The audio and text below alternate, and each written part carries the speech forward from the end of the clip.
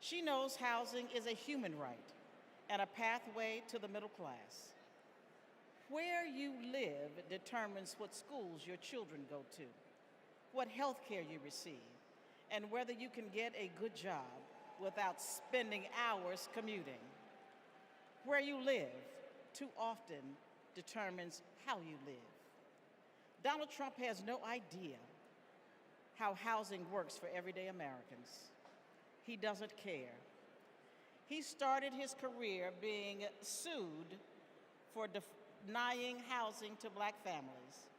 As president, he sat by while the cost of housing skyrocketed. Now, we can hand the keys to our housing policy back to a negligent landlord, or we can elect a president who believes in safe, affordable housing for all.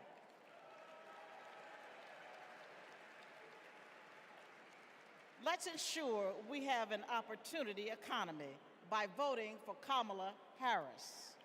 Thank you. Don't know why, but I feel like freedom.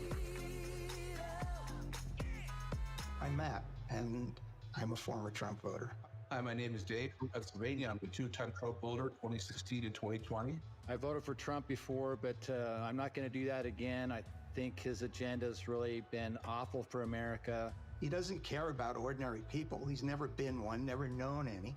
I'm extremely worried about Donald Trump getting in the White House again. People are working. All these people who weren't working under the Trump administration, they now have jobs. One thing I like about Kamala Harris is she talks about the issues. She talks about the economy. She talks about women's rights. I'm going to vote for Kamala Harris.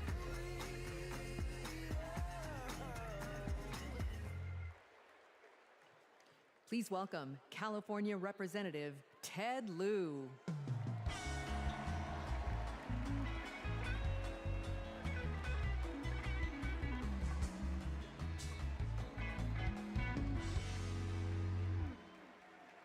As a computer science major, I am so impressed with how large this AI-generated crowd looks tonight. I first got to know Kamala Harris during the Great Recession when I was a California state legislator. Millions of hardworking families were facing foreclosure. My constituents told me stories about predatory and unfair loan terms, and about how hard they were fighting that as hard for them, Attorney General Kamala Harris. She led an investigation of the mortgage industry to root out fraud. She helped pass the Homeowners Bill of Rights, and she held the big banks accountable, bringing back $20 billion to homeowners. Since those days, I've seen her continue to fight for affordable housing as vice president. And as president, she's going to cut red tape so we can build more houses, help new homeowners afford a down payment, and take on corporations that unfairly hike up rent. Kamala Harris fights for affordable housing because she gets it. You know, when her mom was raising two girls, she did what so many parents do: work early hours and work late nights, pay the bills, and put on a brave face so her girls did not know how hard it really was. It shouldn't be this hard in America, and President Kamala Harris will make sure it's not. She'll fight to lower housing costs so that everyone, everywhere, can find a place to call home.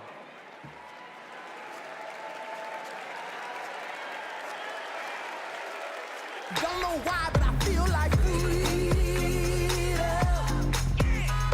I depend on Medicare and Social Security for survival. I'm a recipient of Social Security benefits. I worry about Social Security and Medicare. If we don't protect it through Kamala Harris, that Trump is going to take that money. Project 2025 is going to be disastrous for many of us. What are we supposed to do? Who's going to take care of us? Where are we going to live? I don't know, but I know I'm voting Democrat. I'm supporting Vice President Harris because she will protect my Social Security and that of all others.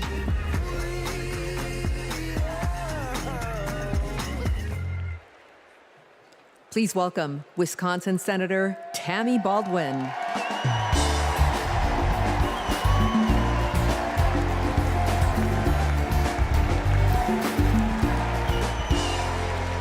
Hello, Democrats. And hey, Wisconsin. Tonight, I want to talk about family. We know that all families don't look alike. My mother was a teenager when I was born, and she struggled with addiction. I never met my father, but I had two incredible grandparents who stepped in and raised me, David and Doris Green.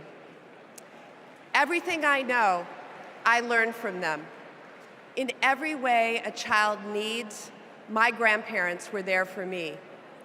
And as they grew older, it was my privilege to be there for them.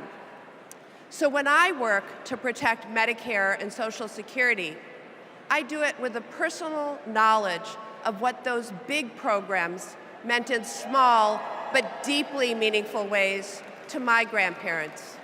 And I know what they mean for your parents and grandparents. But let's be clear, that is all at risk today. Donald Trump was asked what he would do about Social Security and Medicare, and he said, and I quote, "There's a lot you can do in terms of cutting." Cutting? He's talking about cutting Social Security and Medicare while giving a huge new tax break to billionaires and corporations? Well, Kamala Harris is not going to let that happen. And Tim Walz is not going to let that happen. We are not going to let that happen. You know, they've got it backwards. We Democrats, we honor our elders and ask the wealthiest to pay their fair share.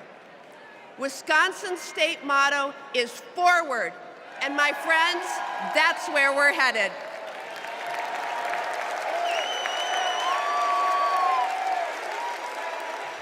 Please welcome Massachusetts Representative Catherine Clark.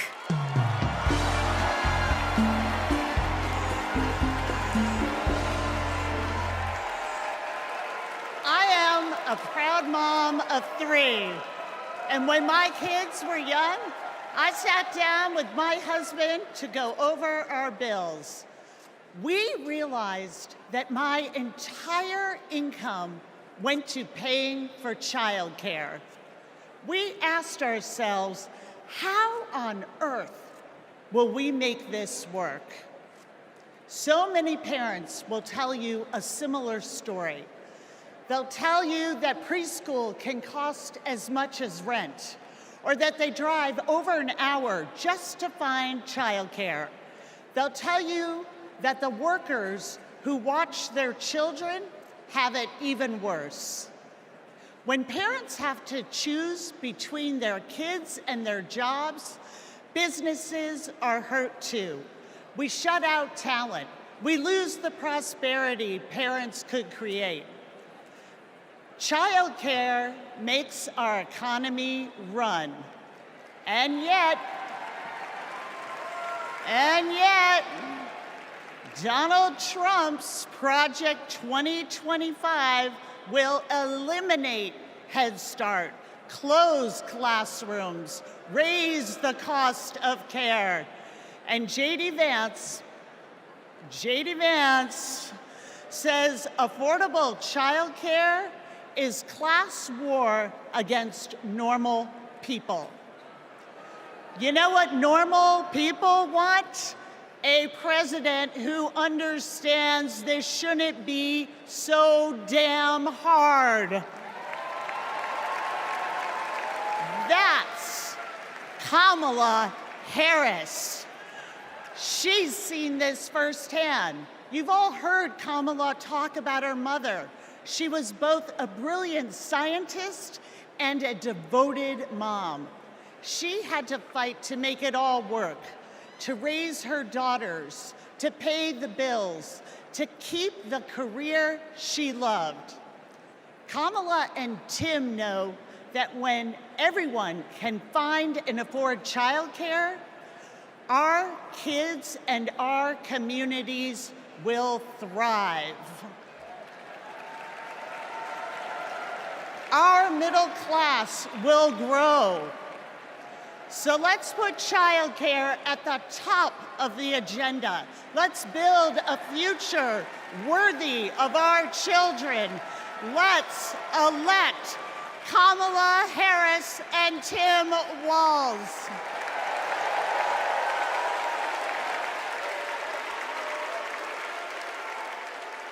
Please welcome Colorado Representative Joe Neguse.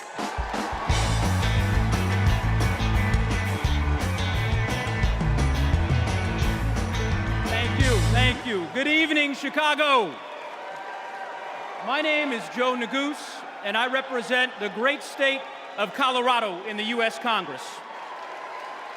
My parents immigrated here from a place torn apart by war. They worked hard every day, made tremendous sacrifices, and taught me to never take for granted the educational opportunities that we have in this incredible country. It's because of them and because of those opportunities that tonight their son stands before you as Assistant Democratic Leader of the U.S. House of Representatives. My fellow Americans, let me say this clearly. Don't let anyone tell you that the American dream is dead. It is alive and well, and it will grow even stronger with Kamala Harris as the next president of the United States. How do we know that? How do I know that? Well, it's because Kamala Harris believes that college can be a ticket to the middle class, and she has fought to make it more affordable her entire career. As California Attorney General, she took down one of the biggest for-profit colleges, securing $1 billion for students who were defrauded. Alongside President Biden, she expanded Pell Grants and secured record funding for HBCUs. And Kamala Harris made public service loan relief a reality for teachers and first responders and firefighters and nurses and countless others across our land. Vice President Harris delivered before, and she will do it again. As president, she will build a brighter future, a more affordable future, a future where going to college doesn't break the bank, a future where my 5-year-old daughter, Natalie, who's watching us back home in Colorado right now, a future where she can live her dreams. So those are the stakes. Let's make it happen, America. Let's make history, America. Let's elect Kamala Harris, the 47th President of the United States. Thanks so much. God bless. Thank you.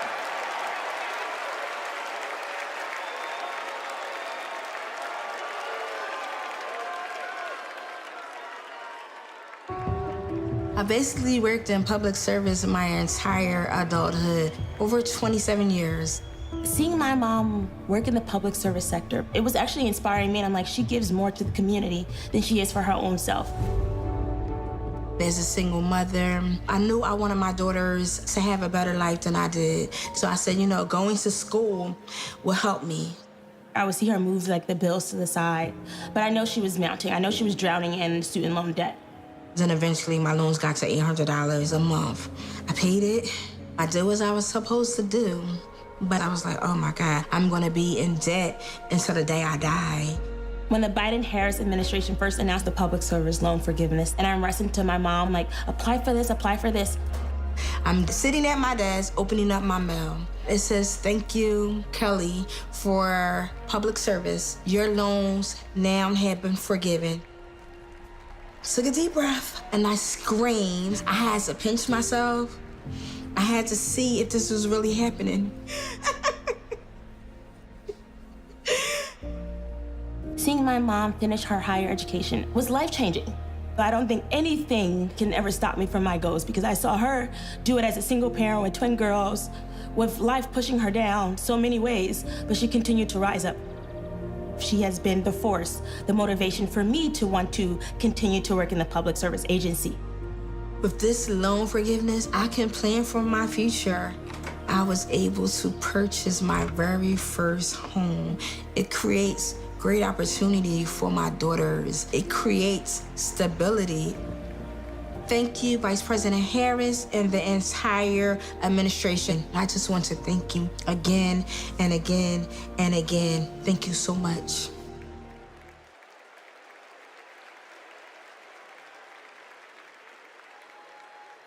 Our party's not over, Chicago! Let me see you just rock with me once. This shit, that ice cold. Michelle fight for that white gold. This one for them hood girls, them good girls, straight masterpiece. Stylin', wildin', living it up in the city. Got Chuck's on with Saint Laurent. Gotta kiss myself, I'm so pretty. I'm too what? I'm too hot. Call the police and the fireman. I'm too hot. Make a dragon wanna retire, man. I'm too hot. Say my name, you know who I am. I'm too hot. And my band bout that. Everybody just clap. Girls hit you, hallelujah. Girls hit you, hallelujah. Girls hit you, hallelujah. Cause Uptown Funk don't give it to you. Cause Uptown Funk don't give it to you. Cause Uptown All right, Chicago. Let me see you just. Let me see you just. Don't believe it, just rock. Come on.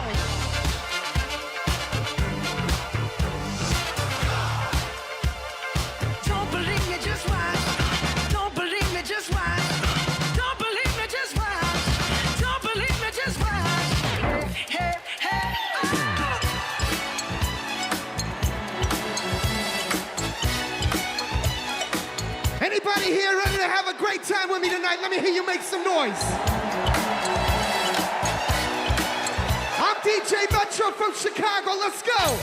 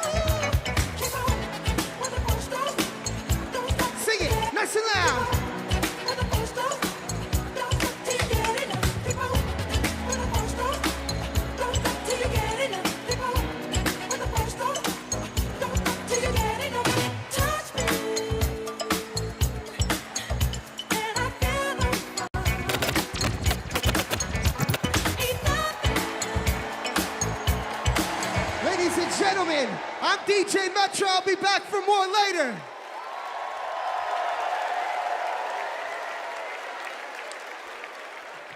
Please welcome Durham, North Carolina Mayor Leonardo Williams.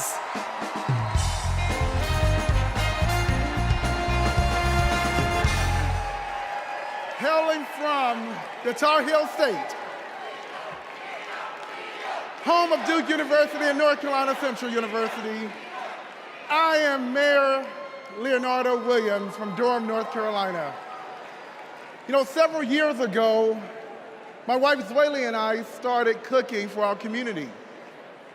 We drove to schools, doctors' offices, just to give out a few samples. And eventually our friends asked, "Where's the restaurant, y'all?" But you know, it takes capital. It takes capital to chase a dream. And during the Trump administration, they did not make it easy. Not for folks like us. So what I thought was, I guess not everybody can have a multi-million-dollar loan from their father. So I'll tell you what we did. We emptied our savings, and in 2008, we launched Zweli's Kitchen, America's first Zimbabwean restaurant. And the Biden-Harris administration helped make that a reality. They helped make that dream come true for entrepreneurs like us. Now, thanks to small business grants and all of the help that we received from them, we now have 3 locations, and we employ nearly 30 employees with a living wage. But we are not alone. Under Joe Biden and Kamala Harris, more than 500,000 business applications have been filed in North Carolina. Kamala Harris is fighting to create an opportunity economy that can break down barriers for entrepreneurs like us. And as president, she will support risk takers and problem solvers who want to just do their part and claim their piece of the American dream. And also, I want to thank Maya from Nevada, who has served her famous dumplings for the past 3 years and opened new locations thanks to the historic support for small businesses. And Robert, I want to thank you from Minnesota. Robert owns a solar business, heated up once by Joe Biden and Kamala Harris. They passed the Inflation Reduction Act. And Paul from Arizona. Paul, who's a commercial cleaning company, landed huge contracts thanks to the Biden-Harris manufacturing boom. So Kamala Harris knows. She knows entrepreneurs like these. She knows that we are the backbone of our community. And when they succeed, we all succeed. Let's win this. Thank you.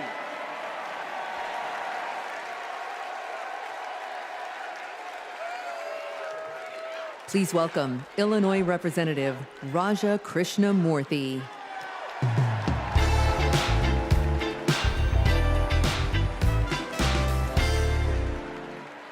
America Against America. It's the title of a book by one of China's highest-ranking leaders, and it's how they think they'll win. They know the only way they'll beat America is if we beat ourselves. In Congress, my job is to study China's economy. And mark my words, they want to see Donald Trump across the bargaining table, because he'll start endless trade wars that raise prices for Americans, because he'll cut programs that train workers in America. But most of all, Trump will pit American against American.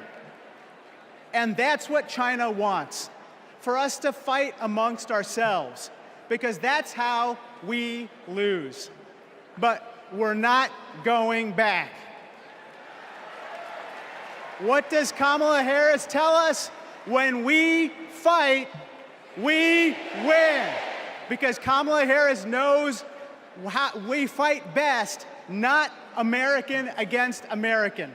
She knows that when we fight as one country, we win. When we fight as one team, we win. Which is why when Kamala Harris wins in November, we win. Thank you so much.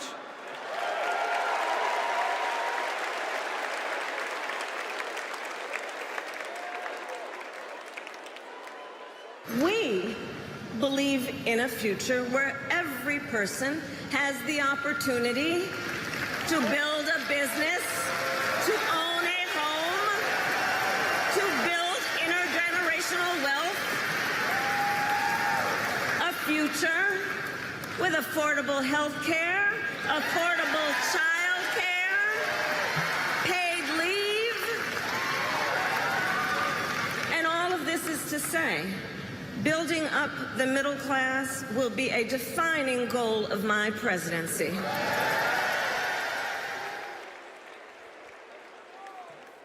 Please welcome Pennsylvania Senator Bob Casey. Pennsylvania. Here's a real question. Moms asked me in Pennsylvania, what am I supposed to do if I can't afford diapers? In just 6 months, a box of diapers went up $15. The corporations say your prices are up only because their costs are up. They're selling you a lie. It's in the bag with the diapers. Prices are up because these corporations are scheming to drive them up. Most companies are good companies. It's the food conglomerates that sit behind the supermarkets, the faceless wholesalers. They're the ones who are extorting families at the checkout counter. This is greedflation. I've been fighting it a long time. So has Kamala Harris. And finally, we're starting to win. When Big Pharma jacked up the cost of insulin, we passed a bill to stop them. Now, for millions of Americans, it's capped at $35 a month. So that's one. I've been fighting to ban price gouging on food. And next year, when she's president, Kamala Harris will sign a bill to do just that. So that's another. And when corporations take advantage of a crisis, like toilet paper during the pandemic, we'll hit them with harsher fines when Kamala Harris is president. Now, Americans don't expect stuff to be free, but we do expect it to be fair. The people I'm talking to, from Allentown to Erie, they don't tolerate being ripped off. Americans are hardworking, honest people. And that's what we've been fighting for. We're fighting for honesty. I'm fighting for it. Kamala Harris is fighting for it. Will you fight for it? All right, let's go out and win this thing. Thank you.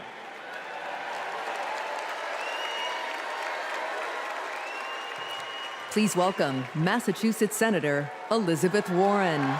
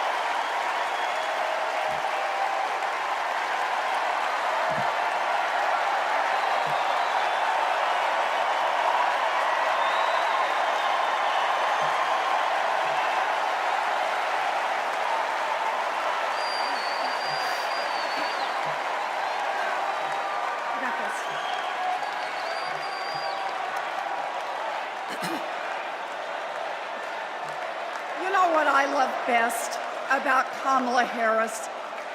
Kamala Harris can't be bought and she can't be bossed around. Now, I first met Kamala in the aftermath of the 2008 financial crash. The banks had flat out broken laws, cheated people, and stolen homes. Millions of Americans had lost their jobs, their savings, their homes. Now, I was setting up the Consumer Financial Protection Bureau. Go CFPB! Yeah!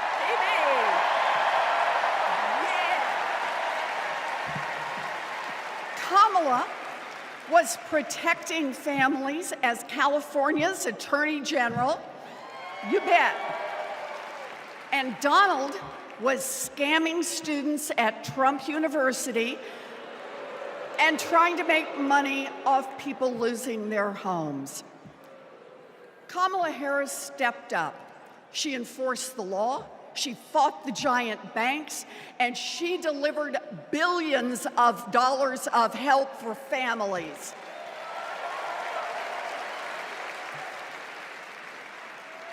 And that is the difference between a criminal and a prosecutor.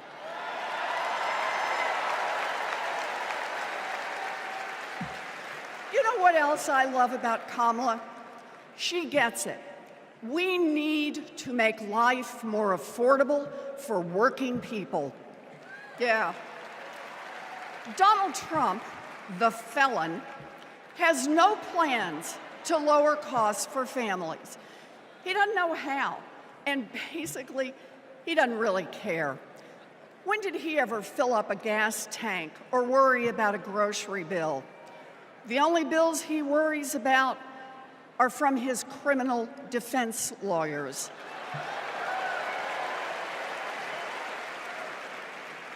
But Kamala, she cares deep down, and she will take on the giant corporations that are squeezing American families.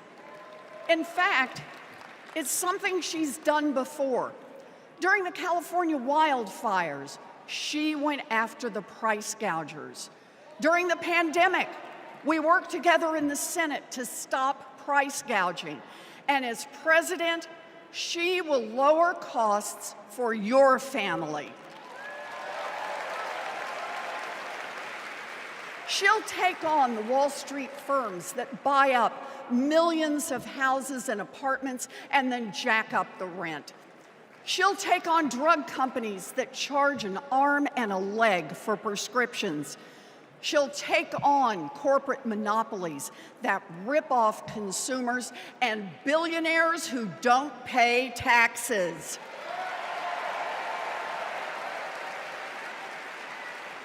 And she'll take on right-wing extremists who think they should decide who has access to abortion or IVF.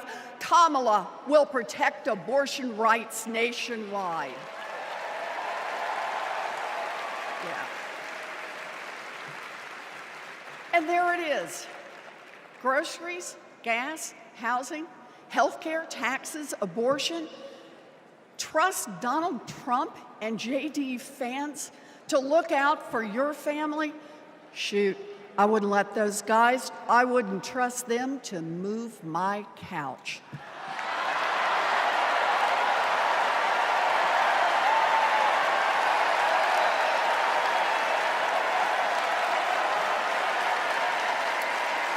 We need Kamala Harris. This election is about your family and your future. I've seen Kamala Harris fight. I've seen her win. And when it comes to our families and our futures, Kamala Harris is someone we can trust. So here it is, with joy in our hearts. Let's elect Kamala Harris the next president of the United States.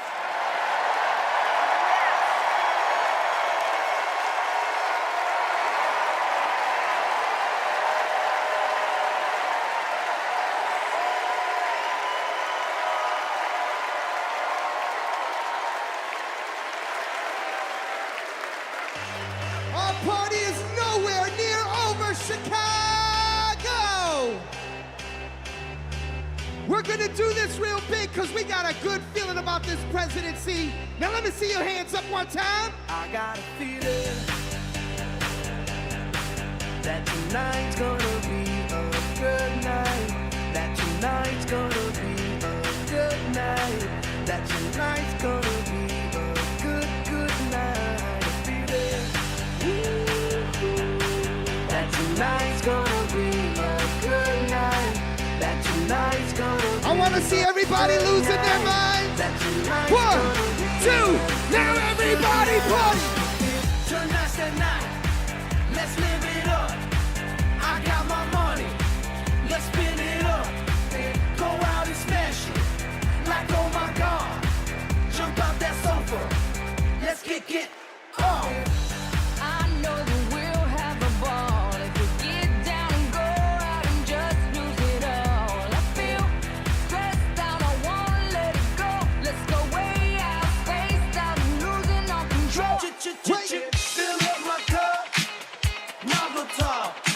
Look at her dancing. Just take it up, up, up, up, up, up, up, up. Let me hear you shout time. Come on. Because in this nation, we're all one big family. Let me see. Celebrate good times. Come on. Celebrate. Celebrate good times. Come on. Let's celebrate. There's a party going on right here. A celebration to last throughout the years. So bring your good times and your laughter too. We gon' celebrate your party with you. Come on now. Celebration. Let's all celebrate and have a good time. Celebration. We gon' celebrate and have a good time. It's time to come together. It's up to you. What's your pleasure? Everyone around the world. Come on. Ladies and gentlemen, I'll see you guys in just a little while. Thank you.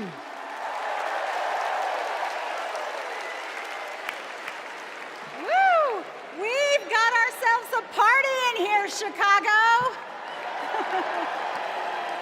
All right, Democrats, we know that a secure future depends on strong global leadership. As Vice President, Kamala Harris has been tested on the world stage. She's faced down threats, stood shoulder to shoulder with our allies, and engaged in the serious work of safeguarding America's security. Please welcome to the stage an Army Ranger, my colleague, Congressman Jason Crow.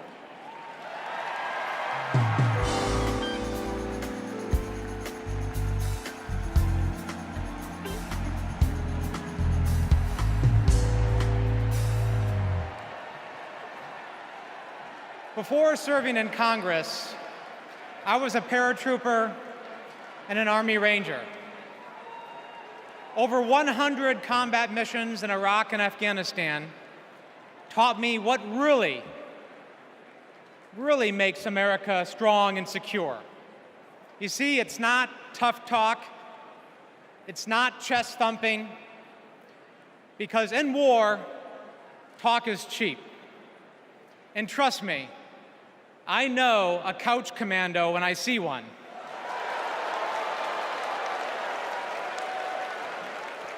Real strength and security come from our people, from our allies. Donald Trump's Project 2025 would abandon our troops, abandon our veterans, our allies, and our principles. In Chapter 4, Trump plans to do Putin's bidding by abandoning Ukraine and walking away from our NATO allies. In Chapters 2 and 3, he plans to fire our national security and military professionals and then replace them with MAGA loyalists. But I refuse to let Trump's golf buddies decide when and how our friends are sent to war.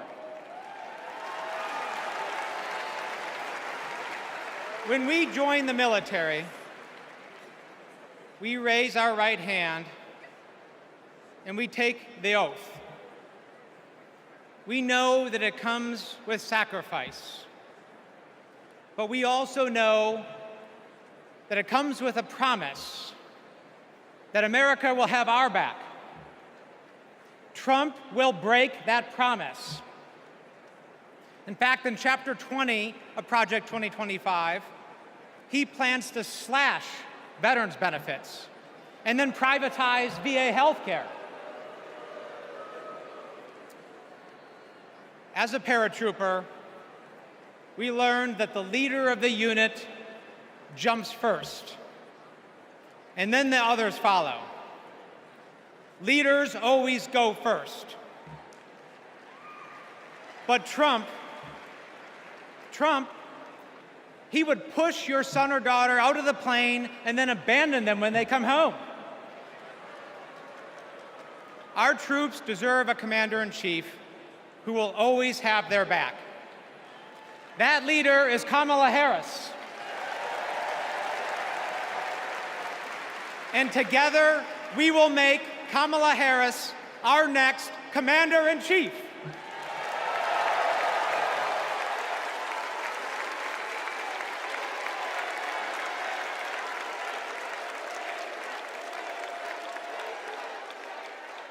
President Joe Biden and I, along with our entire country, are grateful, deeply grateful to each and every one of you for your service and for your excellence. The United States military, without any question, is the strongest and best fighting force the world has ever seen. And that is because of you.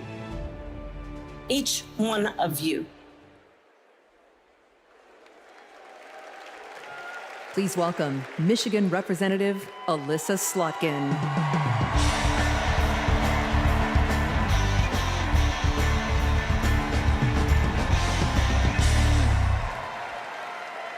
Good evening. I'm Alyssa Slotkin. I am honored to be your U.S. Senate nominee from the great state of Michigan. Go blue, go green, my peeps from Michigan. My life in service began in New York City on September 11th. As the smoke cleared, I knew my career would be spent protecting the country we all love.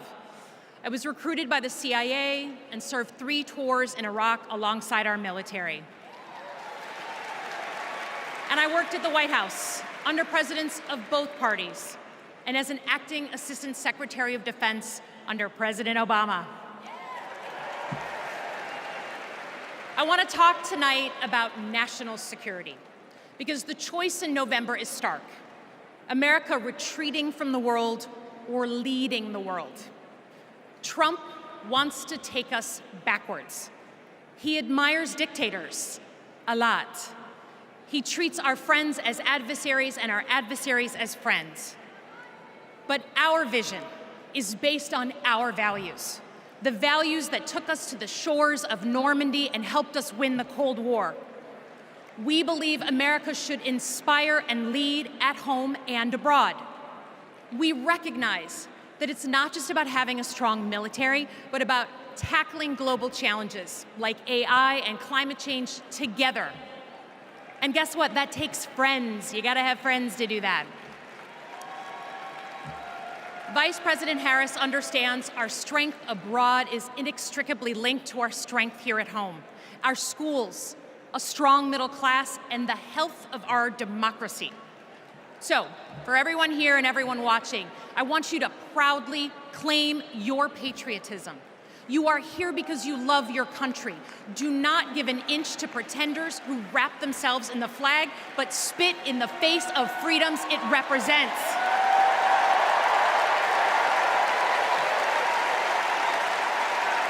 This November, let's elect a president who will lean forward to embrace the future. Because America doesn't follow. We do not retreat. We are the damn United States of America. We lead.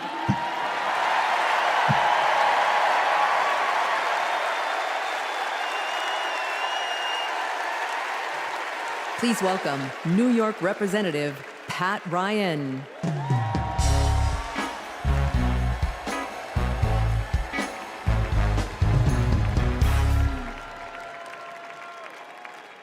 Among the Americans I proudly represent in Congress are the 4,400 cadets at West Point, my alma mater. Last year, I welcomed Vice President Harris when she delivered the commencement address. I watched as she shook the hand of every single cadet. That's the thing about West Point. The day you take the oath to defend our country, you get to look the person in the eye who may one day, God forbid, send you to war and take their measure. And every time, Kamala Harris looked back with respect, with reverence. That day, I saw our next commander-in-chief. At West Point, you learn the honor code. A cadet will not lie, cheat, steal, or tolerate those who do. Well, there's a candidate who has violated every word in that code. A serial liar, cheater, thief, who looked soldiers in the eye, then turned around and called fallen heroes suckers and losers, who insulted Medal of Honor recipients just last week. I tell you what I think of Donald Trump. They told me I can't say that word on TV. I'm going to use an Army term, FUBAR. If you don't know FUBAR, Google it. These last few weeks have felt like a new day in America, when we are waking up, rising up as patriots to demand our next president be someone who not only treats our veterans with respect, but everyone with respect, with dignity, with decency, with the truth. Someone like Kamala Harris, our next commander-in-chief.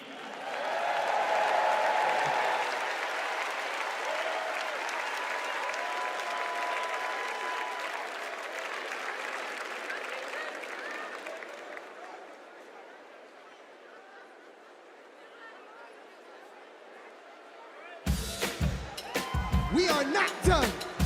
I'm trying to tell you guys that I want to see you up off your seats, dancing and moving around. Get excited with me and say, I say I'm too late. Got nothing in my brain. That's what people say. That's what people say. I go on too many dates, but I can't make them stay. At least that's what people say. That's what people say. But I keep cruising. Can't stop, won't stop moving. It's like I got this music in my mind saying it's gonna be alright. 'Cause the players gonna play. And the haters gonna hate. Baby, I'm just gonna shake. Shake it off, shake it off.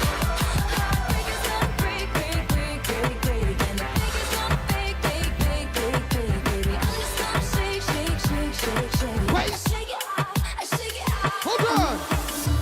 Come and move that in my direction. So thankful for that. Representando para mi latino aquí conmigo esta noche. Yeah. Oh, you are my sunrise on the darkest day. Got me feeling some kind of way. Make me wanna savor every moment slowly. Slowly. Despacito. Quiero respirar tu cuello despacito. Deja que te diga cosas al oído. Para que te acuerdes si no estás conmigo. Despacito. Quiero desnudarte a besos despacito. Firmo en las paredes de tu laberinto. Y hacer de tu cuerpo todo un manuscrito. Quiero ver bailar tu pelo, quiero ser tu ritmo. Que le enseñes a mi boca tus lugares favoritos. Ladies and gentlemen, one more time, I'm DJ Metro and I'll be back.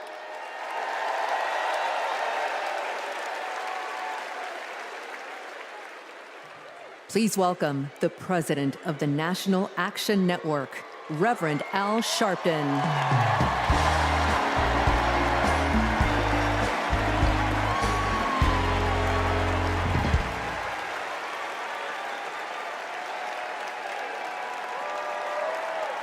Thank you. Thank you. Thank you. Good evening. I stand before you as the president of National Action Network. We do not endorse candidates, but we report where candidates stand on criminal justice, economic empowerment, health equity, and other issues. On one side of this race is Donald Trump, a fellow New Yorker I've known for 40 years. Only once in that time, did he take a position on racial issues. He spent a small fortune on full-page ads calling for the execution of 5 innocent young teenagers. Well, I'm gonna bring them out in a minute, and you'll hear from them tonight. Because they were not executed, they're here to continue to fight.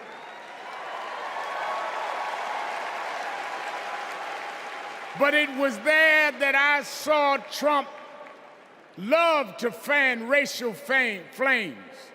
On the other side is a woman that I've walked with in Selma, Alabama to commemorate the 59th anniversary of Bloody Sunday.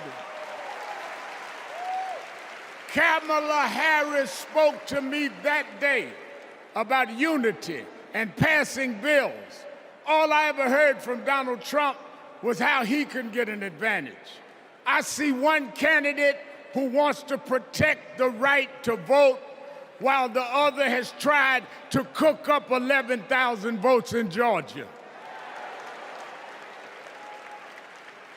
I see a candidate who, with Joe Biden, brought leaders to the White House to confront violent hatred, running against a man who said neo-Nazis in Charlottesville were fine people. I see a candidate who has sought to reform and uphold the law, and a man who wrongly assumes his mugshot appeals to Black Americans. I've worked with Kamala Harris. In every job she's had, she has consistently committed to making government work for those of us who've been disadvantaged. All Donald Trump has been consistent about is making himself richer and sowing division to get that done. This man sat right here in Chicago a few weeks ago, refusing to apologize for claims that migrants were taking Black jobs. Well, in November, we're gonna show him when Blacks do their job.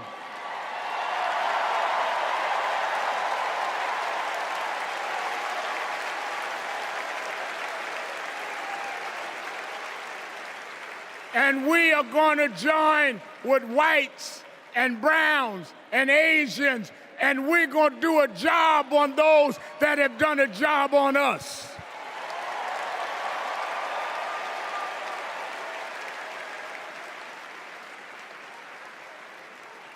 Tonight, we are going to realize Shirley Chisholm's dream.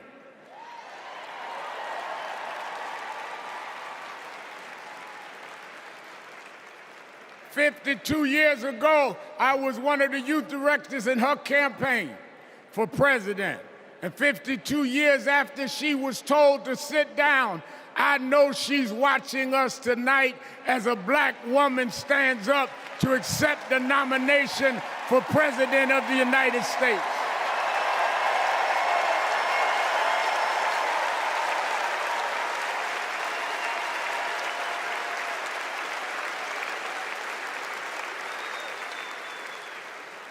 We have fought too hard for women to be told to get out of the kitchen. We are now on our way to the Oval Office. We won't go back.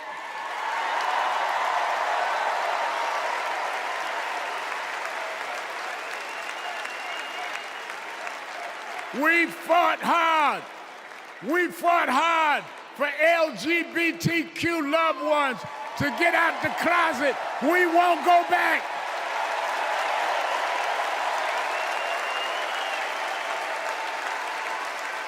We fought hard for the right to choose, the right to education. We suffered and died and bled, went to jail to get the right to vote. We won't go back.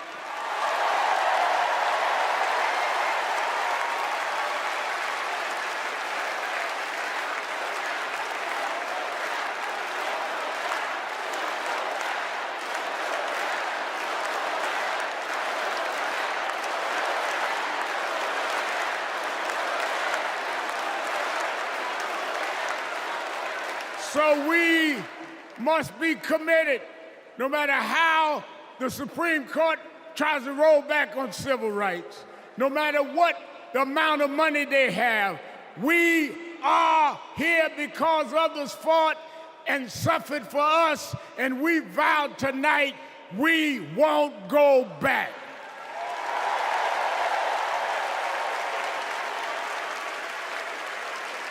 This November, we will go forward to fulfill the promise of a just and fair nation. And let me say, as we transition, I'm a preacher. And in Psalms it says, weeping may endure for a night, but joy comes in the morning. We've endured January 6th. We've endured conspiracy theories. We've endured lies and areas of darkness, but if we stay together, black, white, Latina, Asian, Indian American, if we stay together, joy, joy, joy, joy coming in the morning.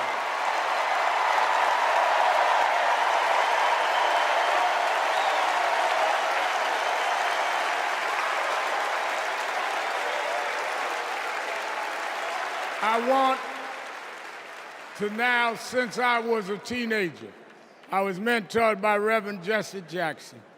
And Reverend Jackson taught us to fight for what's right. And now I want to bring out some young men that I fought for. I referred to them then. They were known as the Central Park Five. Now they are the Exonerated Five. Raymond Santana, Kevin Richardson, Yusef Salam, Corey Weiss, the Exonerated Five.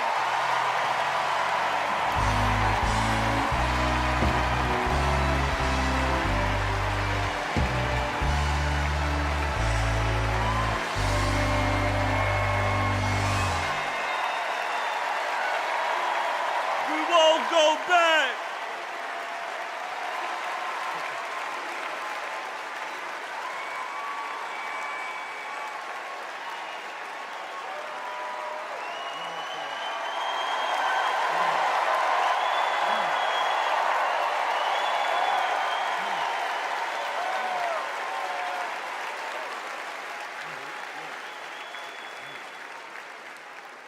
Good evening, people.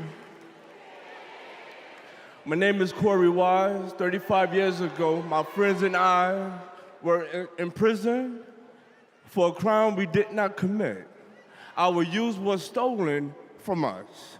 Every day as we walked into courtroom, people screamed at us, threatened us because of Donald Trump.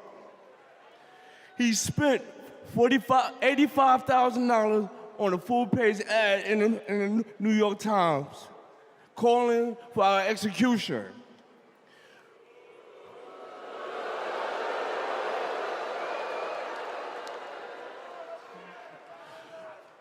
We were innocent kids, but we served a total of 41 years in prison. Reverend Al Sharpton stood with us. Now, I'm proud to stand with him today.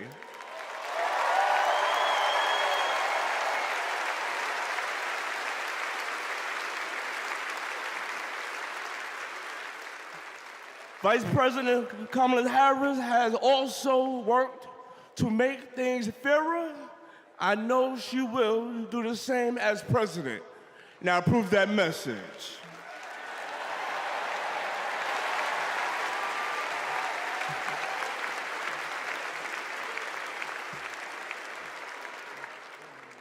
I love these guys.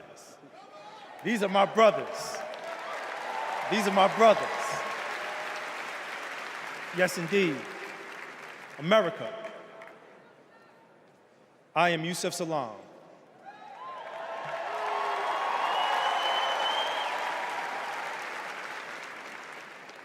A New York City councilman representing my hometown of Harlem. That's right.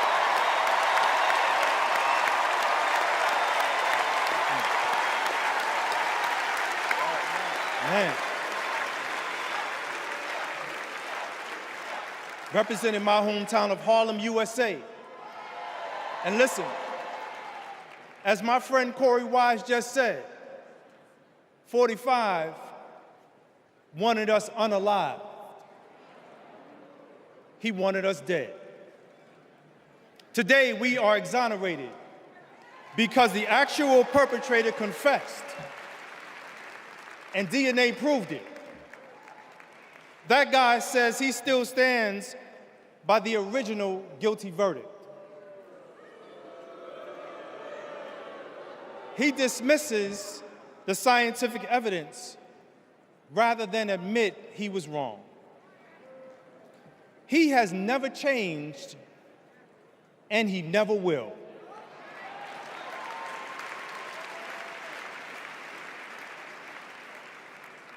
That man thinks that hate is the animating force in America.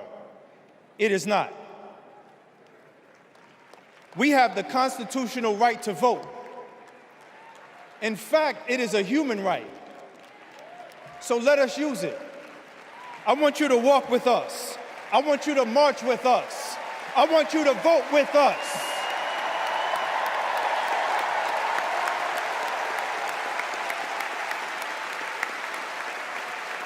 And together,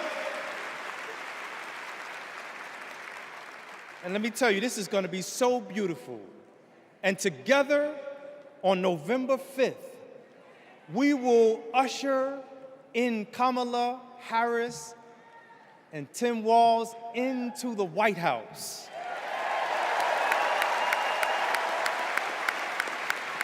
So I want to do this. When I say when they, I want you to say see us. When they, see us. When they, see us. When they see us, America will finally say goodbye to that hateful man.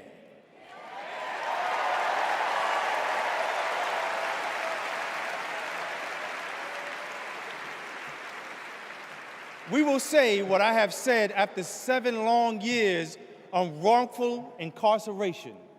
Free at last. Free at last. Free at last. Thank God Almighty, we are free at last. God bless you, and God bless the United States of America.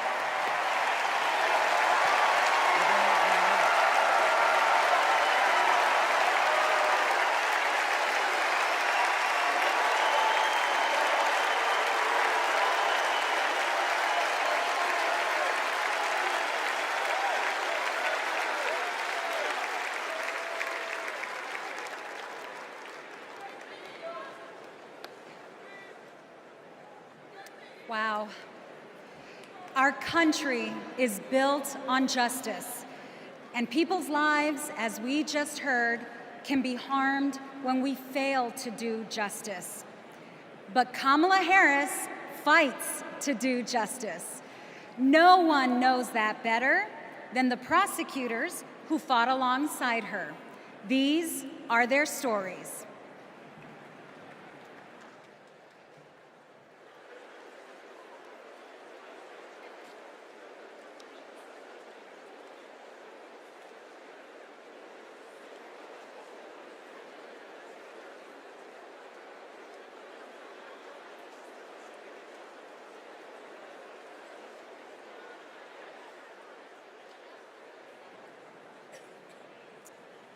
I'm Amy Resner. I was a colleague in the courtroom when my friend Kamala tried one of her first cases and made the prosecutor's promise for the people. For Kamala, practicing law was always about protecting the vulnerable and giving the victims a voice. Women who were sexually assaulted, children who were mistreated and sexually abused. She helped them navigate their nightmares and demand justice for their injuries. And she did it all with grit and grace, intelligence and heart. She was a remarkable prosecutor, and she will be a remarkable president. Survivors of sexual assault struggle to be heard over the cacophony of voices demeaning, discrediting, and vilifying them. When powerful offenders are allowed to manipulate public opinion by attacking their victims' credibility, all victims suffer. Those words are from the 2021 amicus brief filed by RAINN, the nation's largest anti-sexual violence organization, in the case of E. Jean Carroll versus Donald J. Trump. As a legislator and lifelong advocate against sexual violence, I urge all of us to stand together to support survivors, believe them, and hold perpetrators accountable.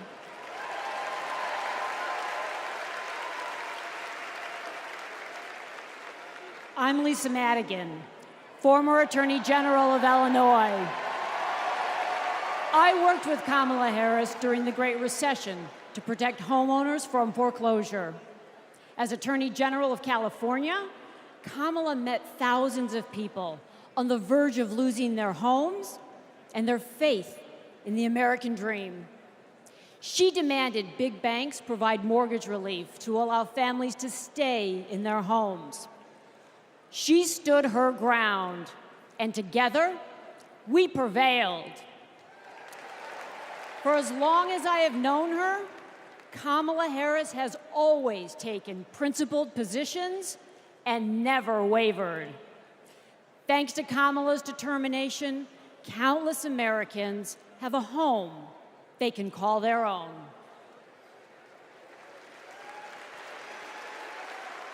And I'm Mark Morial, civil rights leader and former mayor of New Orleans.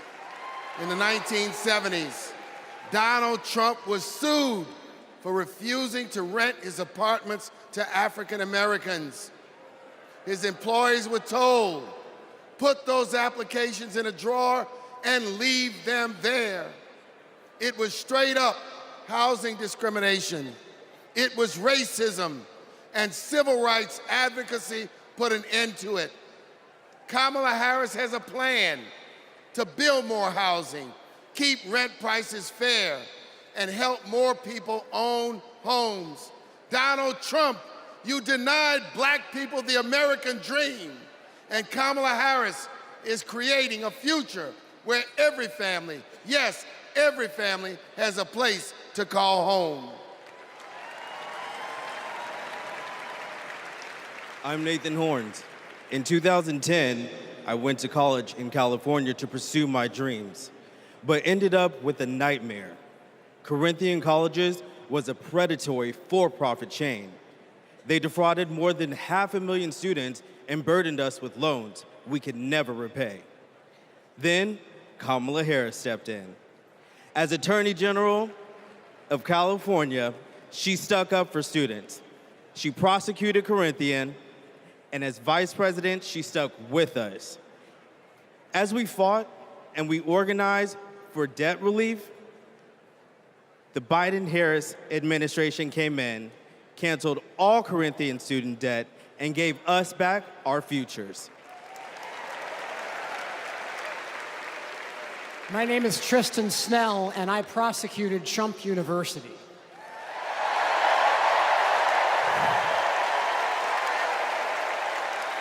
I interviewed over 100 victims of Trump's fraud, a retired police sergeant, an Iraq veteran with PTSD, a mother caring for her son with special needs. They trusted Trump. They believed that he would teach them his secrets and make their American dreams come true. But all they got was credit card debt and a fake diploma. Some lost their life savings Some lost their homes. Donald Trump ripped off his biggest fans and made $5 million in profit. Kamala Harris fought scammers like him, and as president, she will continue to fight for you, for us, for the people.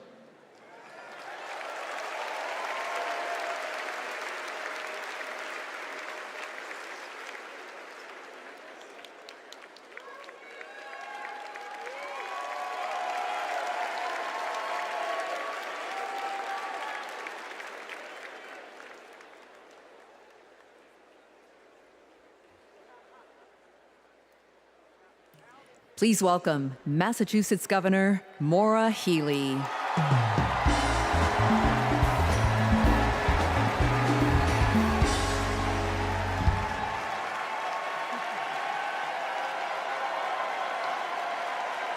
For the people.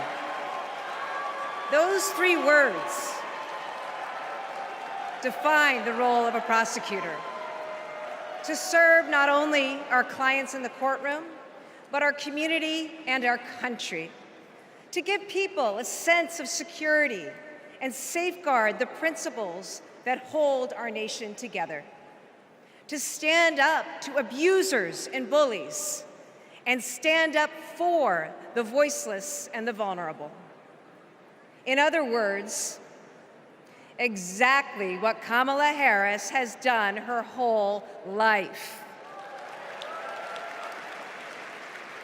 When she was DA, mothers of children who'd been murdered, whose cases had gone cold, would come to her office saying, "I'll only speak to Kamala," because they knew she would listen, because they knew she would help them find justice.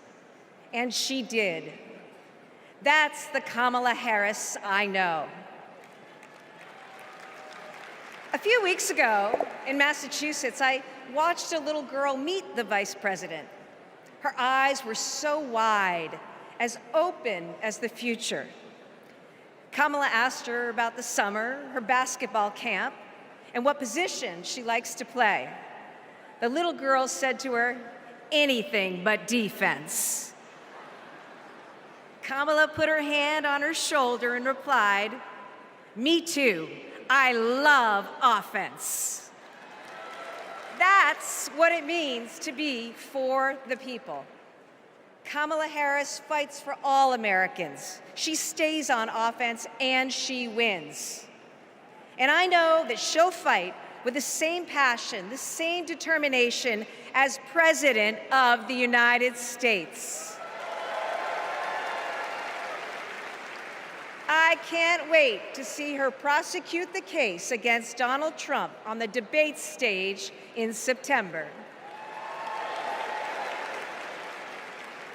We face a stark choice in this election: a felon and con man, or a dedicated prosecutor. The contrast between Donald Trump and Kamala Harris is clear. He obstructs justice. She upholds it. He swindles people. She serves them. He thinks he's above the law. She actually understands the law.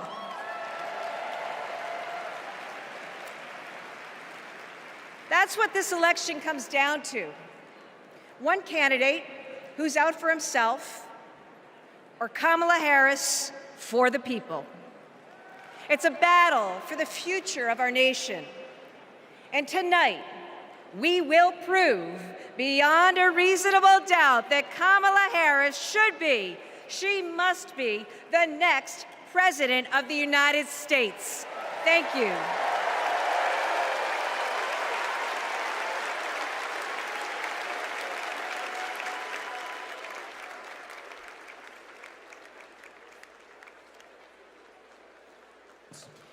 Please welcome survivor and advocate Courtney Baldwin.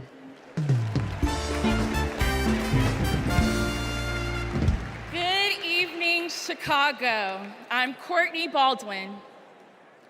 In 2013, I was sold for sex in cities across California by a trafficker who controlled every aspect of my life. During those dark moments, I held on to hope that one day I'd be seen as more than a victim, that I could pursue my dreams, and that my trafficker will be held justice. I didn't know it yet, but waiting for me on the other side were people who were fighting for survivors. One of them was Kamala Harris. As California's Attorney General, she fought Backpage.com, the website that let me and thousands of others be bought and sold.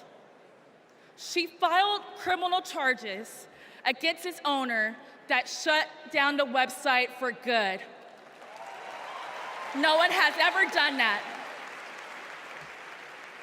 Vice President Harris is fearless, compassionate, and she still gives me hope. She's protected people like me her whole life, and I know she'll fight for us all as president. Thank you.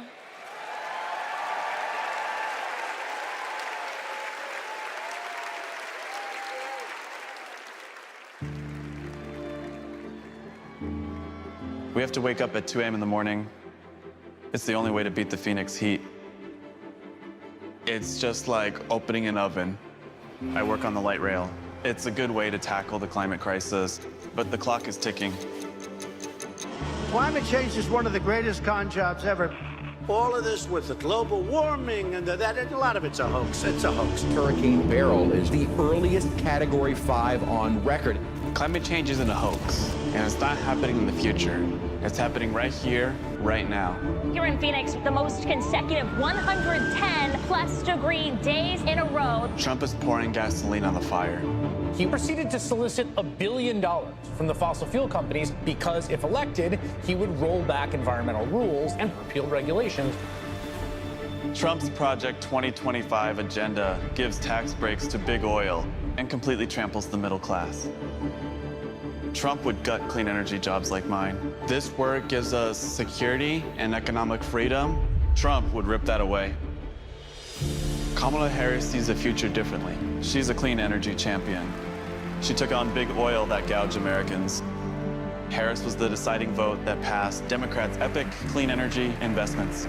Kamala will fight for climate and clean energy policies that protect our health and hold big polluters accountable. The clock is not just ticking, it is banging. And that is why President Biden and I made the largest climate investment in America's history. We are not going back. I was raised to care for my community. That means jobs for my guys and a clean energy future.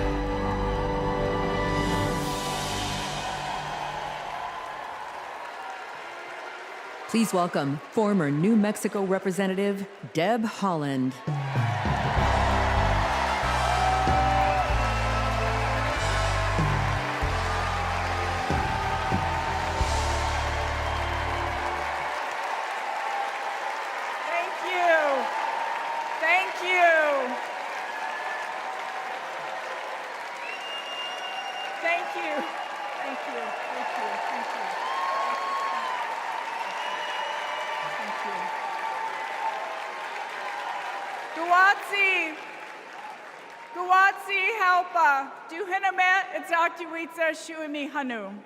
In my Karis language, greetings, friends and family.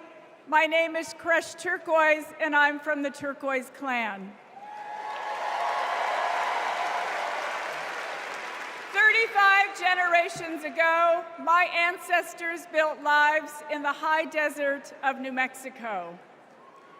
I am on this stage tonight because of them. While fishing with my dad and running through the desert with my cousins, I learned that we have a responsibility to take care of our planet. Donald Trump never learned that lesson. He called the climate crisis a hoax. He made it easier for for big companies to poison our air and water, an American president must lead the world in tackling climate change. We need a president who understands that assignment. That's Kamala Harris.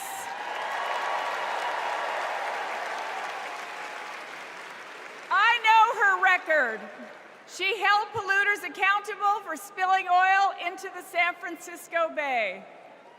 She defended President Obama's Clean Power Plan in court. And as vice president, she cast the tie-breaking vote for the most ambitious climate action plan in our nation's history.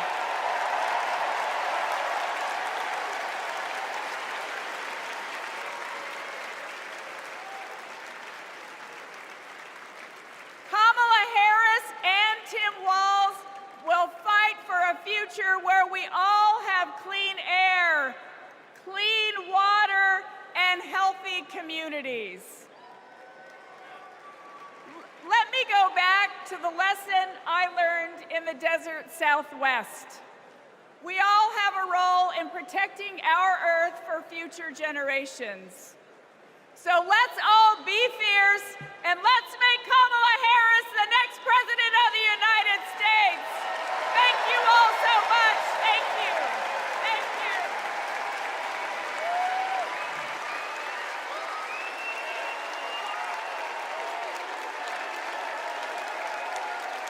you. It's an election year, and both parties are battling to prove that they stand with workers. But sometimes, workers don't get the invite.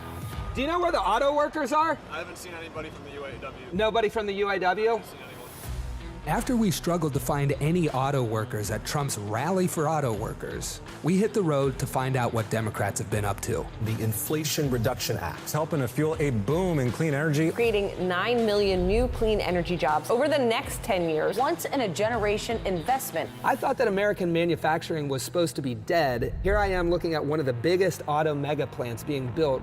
We talked to workers in rural Tennessee who joined a union for the first time to build one of the largest battery plants in the country. We have 20-year-old people thinking about their future. We never did that. I got things now that I never thought I could have. Generational wealth, I'm working on that. Medical, dental, vision, pension, something to fall back on when it's all over with. We went to Vegas, where union workers are building America's first high-speed rail. To Lordstown, Ohio, where auto workers who lost their jobs under Trump returned to work at a new battery plant. This could be the future. This could bring industry back to Lordstown. We saw it in its heyday, and here we are. We have the opportunity to make the battery. And Milwaukee, where workers are replacing every lead pipe in the city. It helps with the struggle. You don't have to struggle with 2, 3 jobs. You know, you can maintain with one job. This is my own neighborhood. This is your old neighborhood? Yes. Makes me feel good because I'm giving back something. It's easy for stories like these to get drowned out by fake worker rallies at non-union plants. Does anybody know that there's a Donald Trump event just an hour away from here? Yes? No? No. Was anybody invited to it? But over the last 4 years, only one party has invested trillions in clean energy, bringing back manufacturing and rebuilding infrastructure, putting workers at the center of it all. And this is just the start. Please welcome John Russell.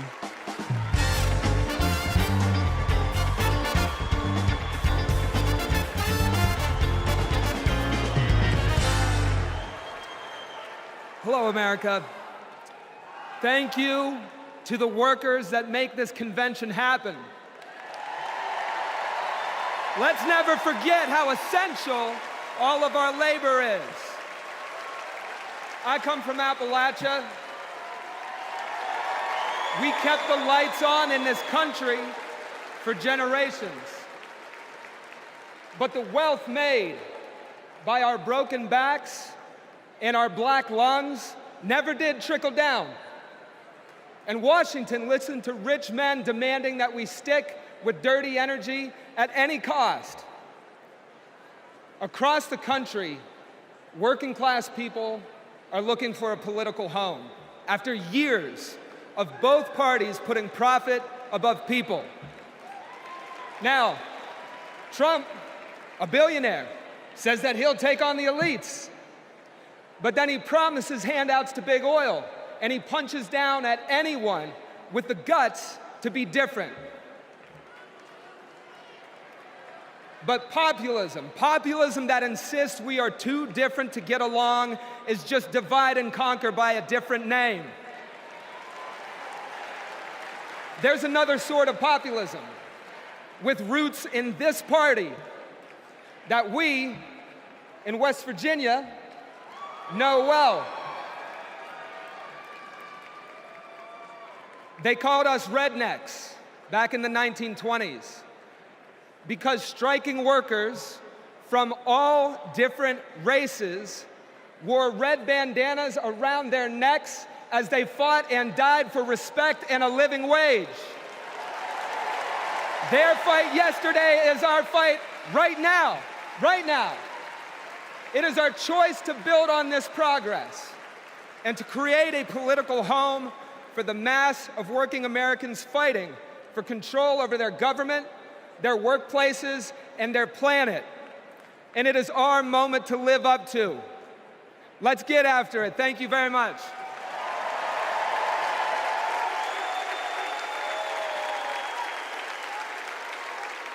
Don't know why, but I feel like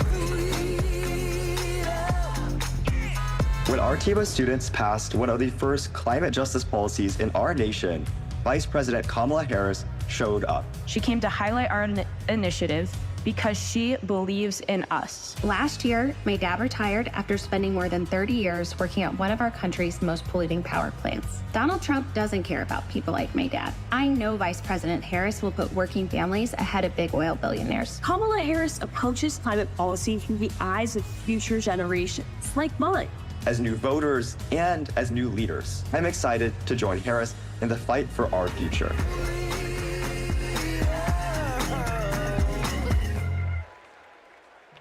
Please welcome Florida Representative Maxwell Frost.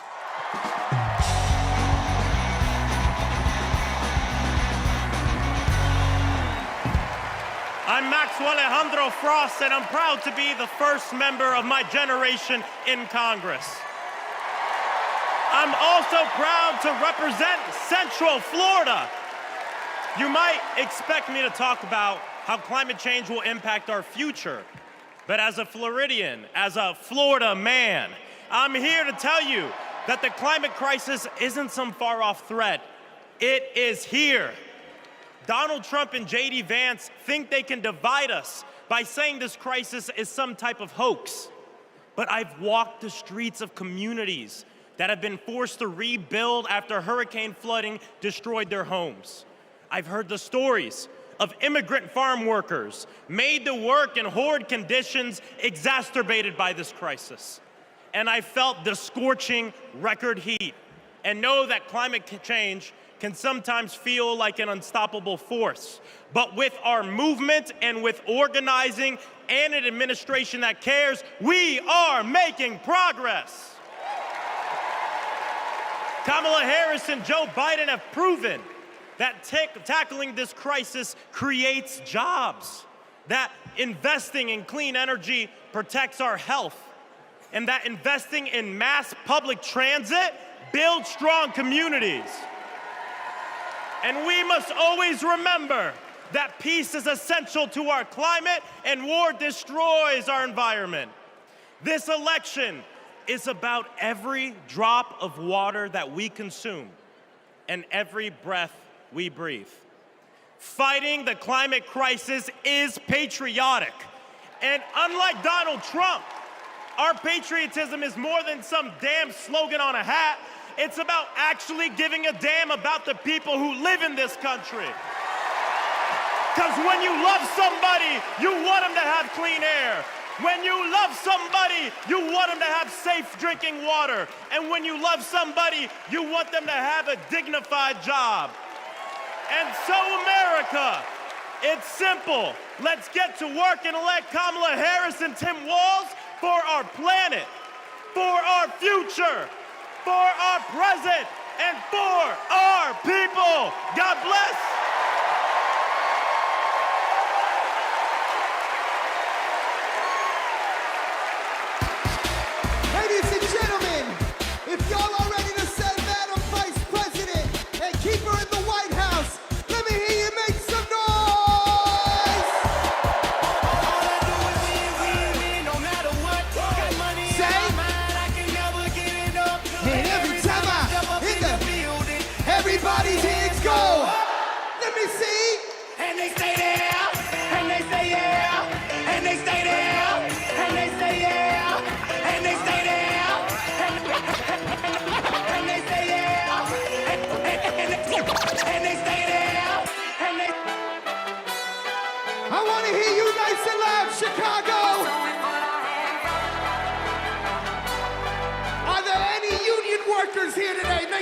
noise.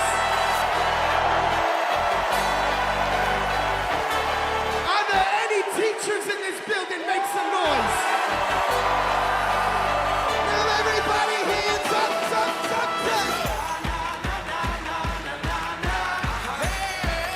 Whoa. Thank you, ladies and gentlemen. I'm DJ Metro. We'll be back for more.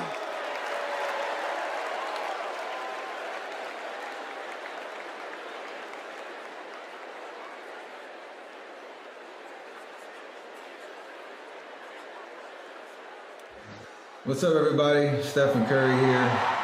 I know you all know I played for the Golden State Warriors, but man, what a great honor it was to represent Team USA and go out there and win that gold medal at the Olympics this summer.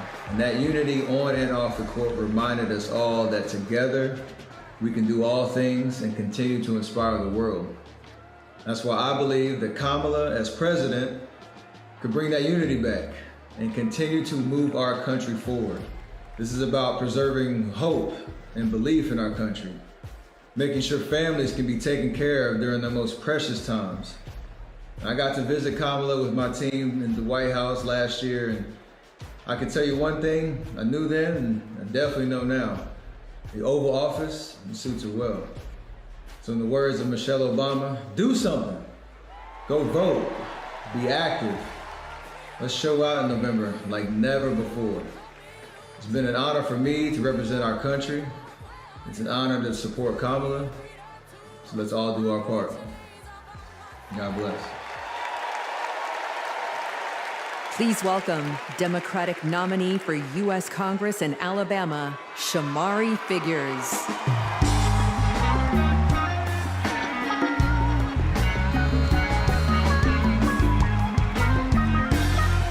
Good evening, America.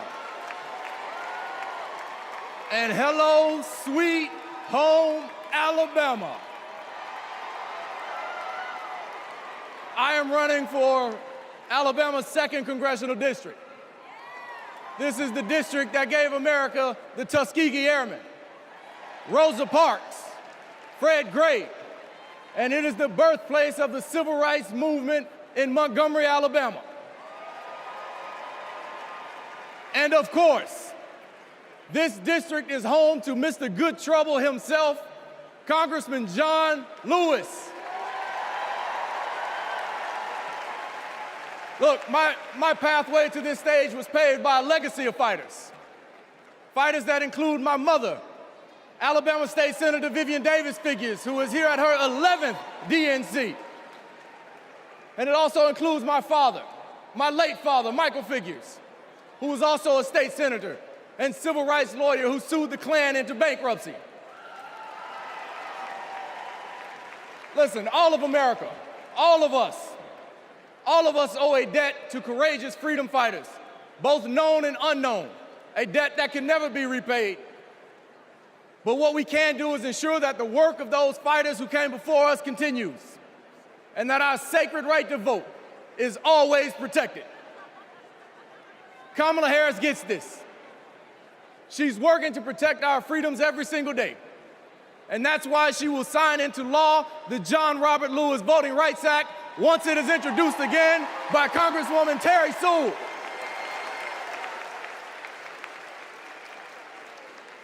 Listen, America, a California poet named Kendrick Lamar recently reminded us that sometimes we gotta pop out and show them. Well, America, it's time we pop out and vote. It's time we pop out from California to Alabama and all across America, and we show them that we are not going back, we are going forward, and we are going forward with Kamala Harris as the next president of the United States of America. Thank you, God bless you, roll tide, let's go win this thing.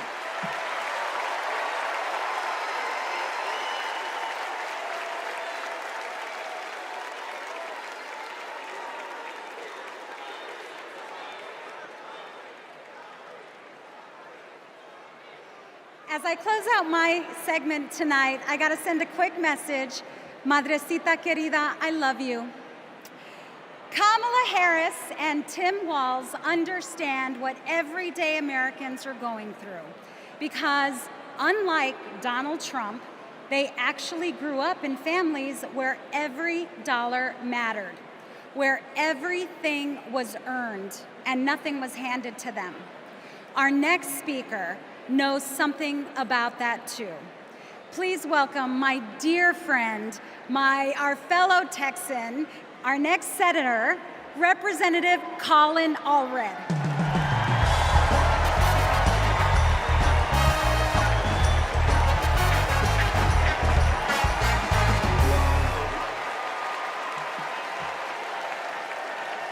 All right.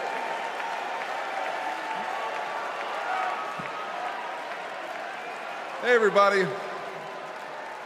I'm Colin Allred, a congressman from Dallas, dad to 2 perfect little boys. And this November, I'm going to beat Ted Cruz.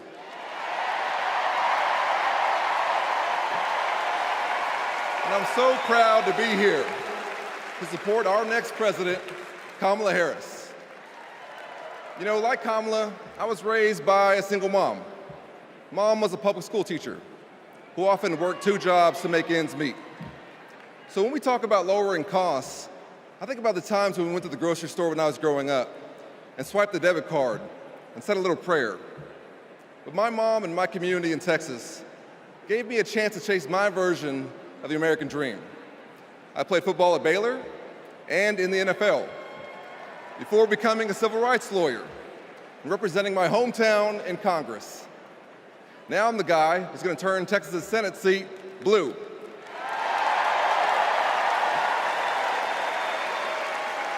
You know, in the NFL, we had a term for guys like Donald Trump and my opponent Ted Cruz. Me guys. You know the type. Talk a big game, only care about themselves, but you don't want to be stuck with them at a barbecue. The truth is, America has never been about me. As President Obama said, the single most powerful word in our democracy is the word we. We the people. We shall overcome. Yes, we can. And we've got a message for the me guys. We is more powerful than me. We will protect and restore reproductive freedom. We will secure the border. We'll protect Medicare and Social Security. And we'll turn the page and write a new chapter for this country and elect Kamala Harris to be the next president and beat Ted Cruz. Thank you all so much. God bless you, and may God bless Texas.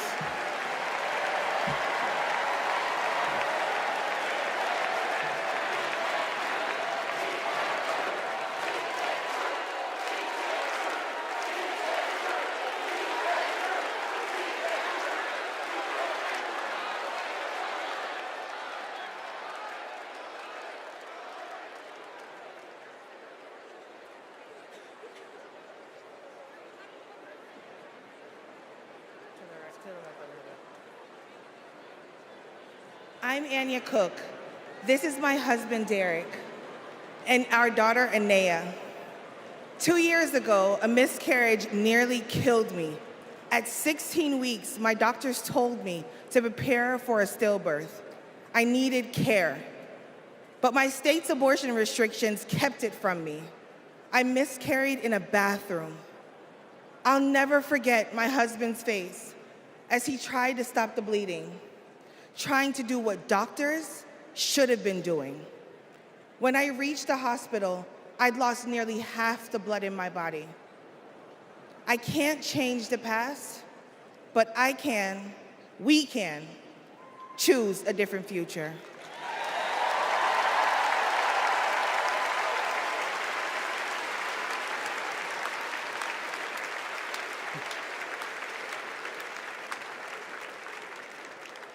I'm Craig Sicknick, and this is my mother, Gladys. My brother was a U.S. Capitol Police officer, Brian Sicknick, a hero who died after defending our country on January 6th.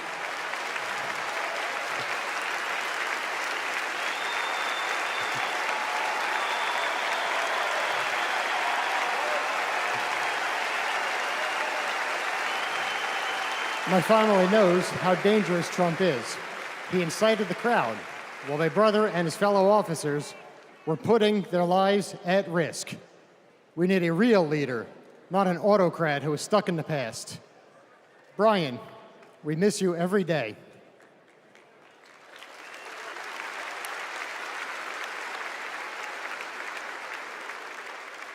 I'm Gail DeBoer. I've had type 1 diabetes since I was 11. Stressing about insulin cost has been a constant in my life. President Biden and Vice President Harris have moved mountains to help. Medicare can finally negotiate prescription drug prices.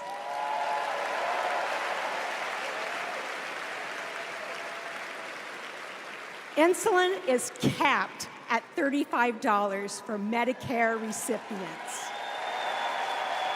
And when elected, Kamala Harris plans to extend that cap to the rest of us. That's the future I want. That's the future I am voting for.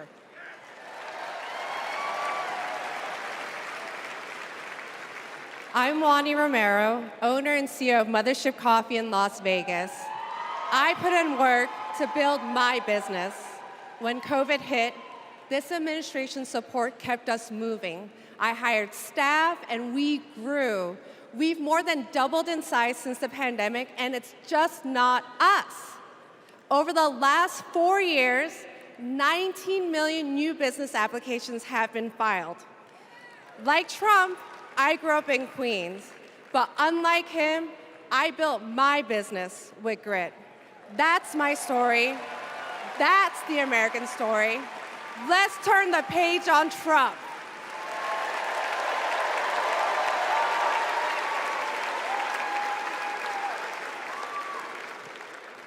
I'm Eric Fitz, and these are my sons, Christian and Carter.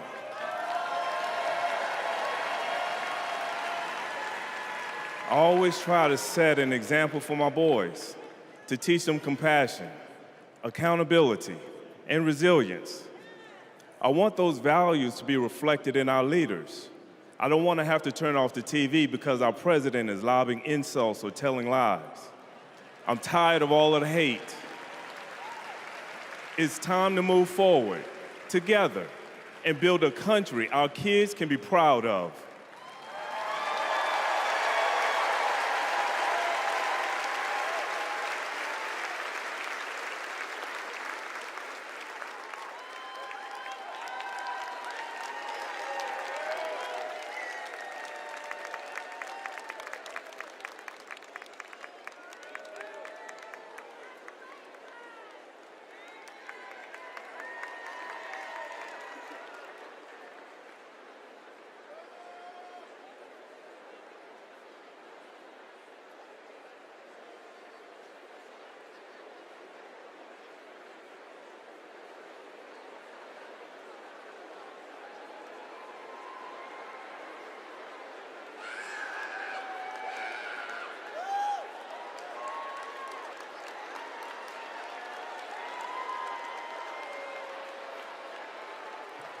Please welcome the Bulls' official drumline, Chicago's own Pack Drumline.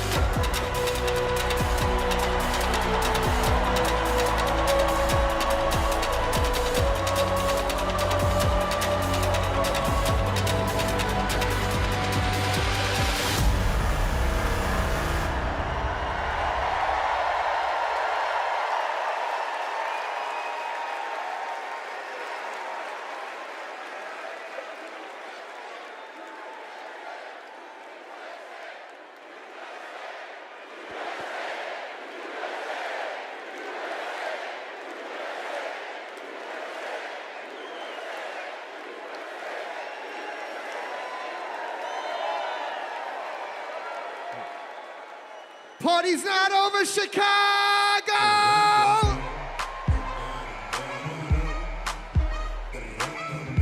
What I want to see is those flags and those hands up in the air. Help me sing it out nice and loud. Y'all ready to get down and party with me one time? DNC say. 369, damn, that's fine. Take a second to me one more time and go. Get low, get low, get low, get low, get low, get low. To the window, to the wall, to the wall. To the sweat drop down my body. Wow. Oh, yeah. I got Pop, pop, it's showtime, showtime, showtime. Guess who's back again? Say. I don't know. I bet they know as soon as we walk in. Shut up, I'm wearing Cuban links, designer mix, Inglewood's finest shoes. Don't look too hard, might hurt yourself. Known to give the Let me hear you say. I'm a dangerous man with some money in my pocket. Keep up. So many pretty girls around me and they're waking up the rocket. Keep up. Why you mad? Fix your face. Ain't my fault they all be jacking. Keep up. Players only. Come on, put your pinky rings up to the moon. Girls, what y'all trying to do? 24 karat magic in the air. Head to toe so bad. Look out. Look out. Look out. This ain't Texas. Ain't no hold'em. So lay your cards down, down, down, down. Say. Lock your Lexus and throw your keys up.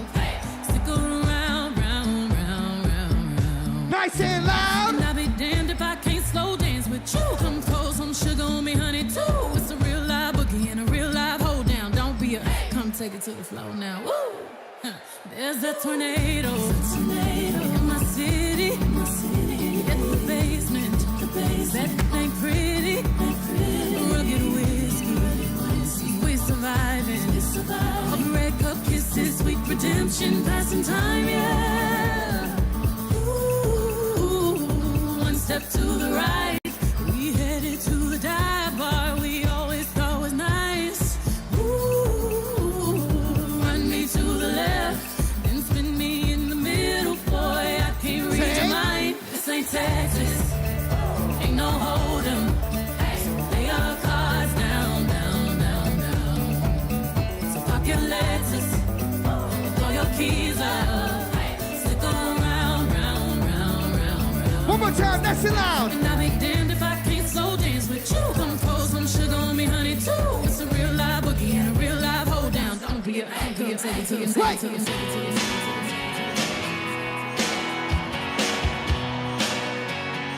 If you've been with me all 4 days, let me see you make some noise right now. And if this is your first convention, let me hear you make some noise. I was born in a small town, and I live in a small town. Papa died in a small town, oh, small communities. All my friends are from small town. My parents live in the same small town. My job is a small town. Provides little opportunity.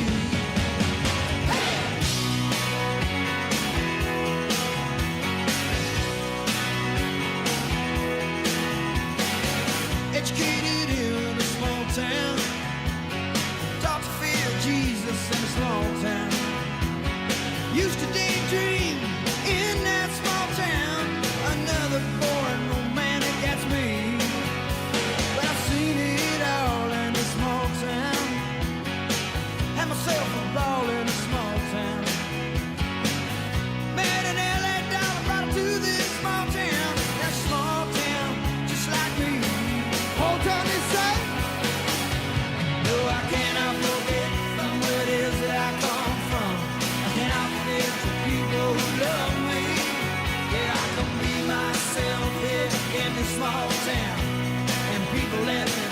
just what I wanna be.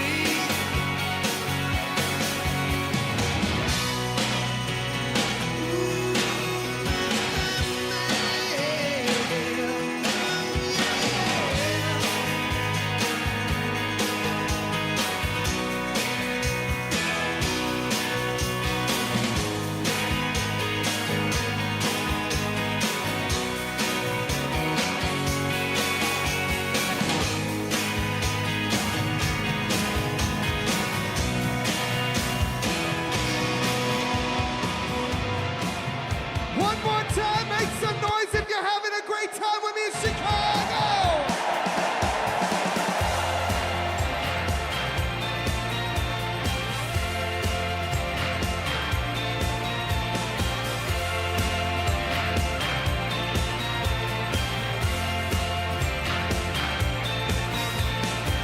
I've been knocking on the door that holds the throne. I've been looking for the map that leads me home. I've been stumbling on good hearts turned to stone. The road of good intentions is gone dry as a bone. We take care of our own. And we say, we take care of our own. One more, wait!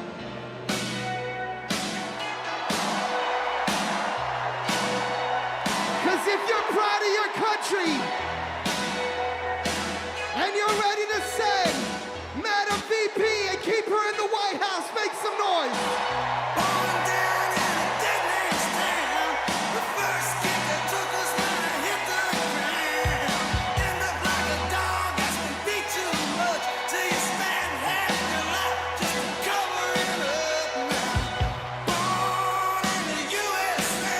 Sing it.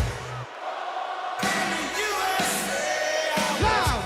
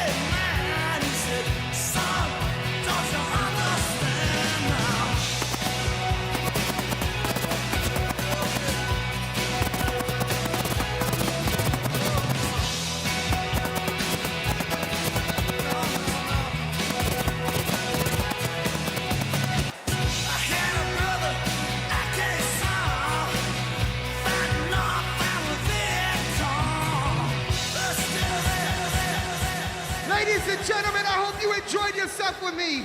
My name is DJ Metro from Chicago. Thank you for having me.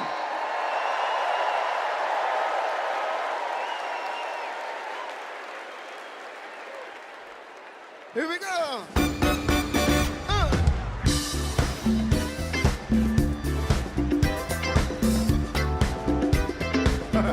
Knock me out.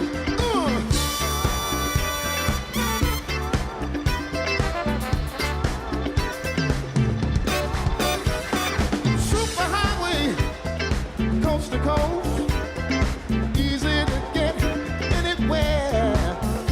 On the transcontinental overload,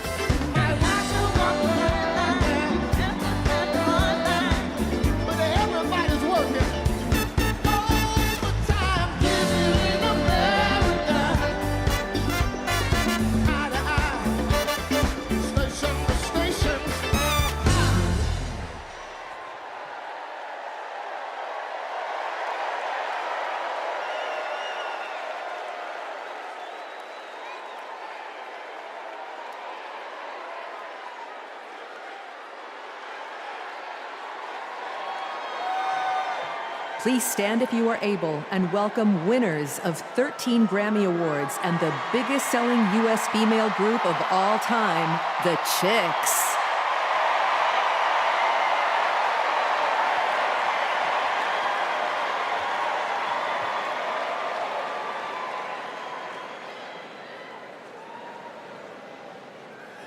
Oh, say, can you see by the dawn's early light what so proudly we hailed at the twilight's last gleaming, whose broad stripes and bright stars through the perilous fight o'er the ramparts we watched were so gallantly streaming, and the rockets' red glare, the bombs bursting in air, gave proof through the night that our flag was still there.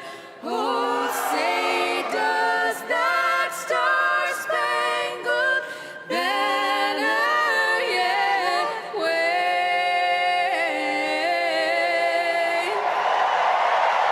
O'er the land of the free and the home of the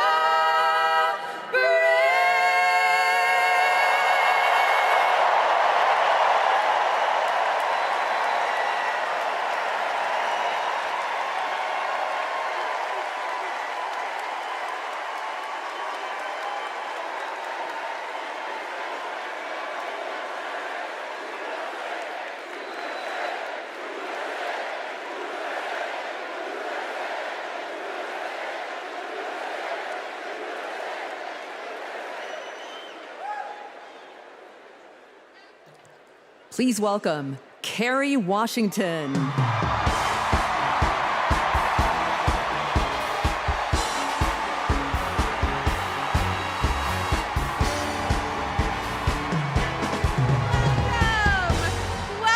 to the final night of the Democratic National Convention. The last 3 nights have been extraordinary, and tonight we hear from our next president, Kamala Harris. Now, as I stand here, I know that there are folks on social media already saying, go back to your TV show, shut up and act. But I am not here tonight as an actor. I am here as a mother, as a daughter, as a proud union member. I am here as the granddaughter of immigrants, as a black woman descended from enslaved people. I am here tonight because I am an American and because I am a voter and because we, the people, are stronger when all our voices are heard. Look, I know that I am the one standing on this stage, but I am not the lead character in this story. You are. All of you. You are the messengers. You are the fixers. Dare I say it, you are the Olivia Popes. You are the superheroes saving this democracy. It is you, not me, who have the greatest power to convince your loved ones to vote. So, just like Michelle Obama told us, let's do something. Let's make a video. Everybody take out your phones. Everybody take out your phones. We're gonna make a moment. Can somebody bring me my phone? I wanna capture this historic moment and share it with the people that we love. Oh, hi! How about you doing? Come on over here.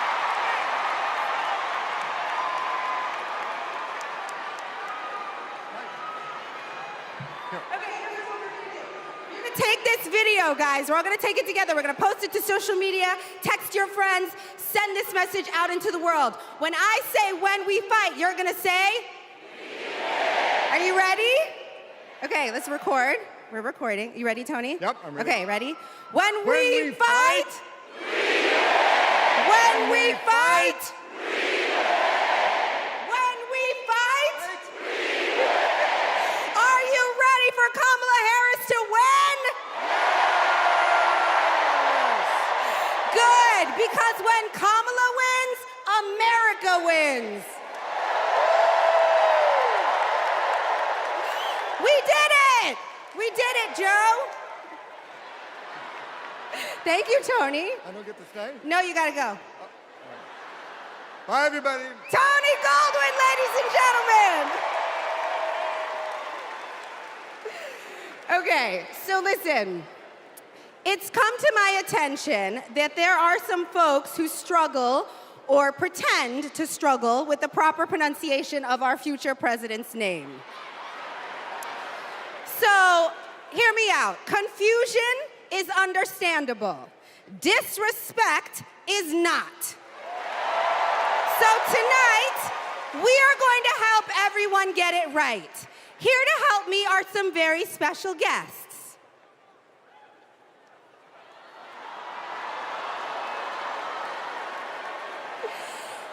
Thank you, ladies. Can you tell us your names? Hello, everybody. My name's Amara. And my name is Leela, her little sister. And what are you here to do? To teach you how to say your auntie's name. Okay, so how do you pronounce it? First you say comma like a comma in a sentence. Then you say la like la la la la la. Put it together and it's 1, 2, 3, Kamala. All right, so let's practice, Everybody over here say comma. Everybody over here say la. Together.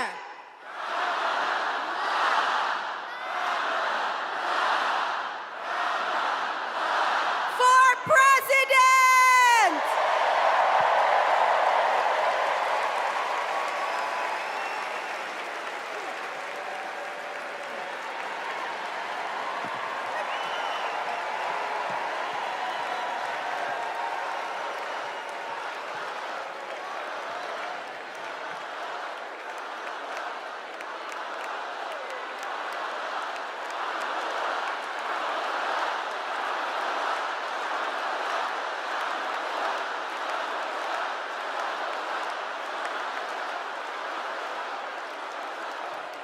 Please welcome Mina Harris, Ella Emhoff, and Helen Hudlin.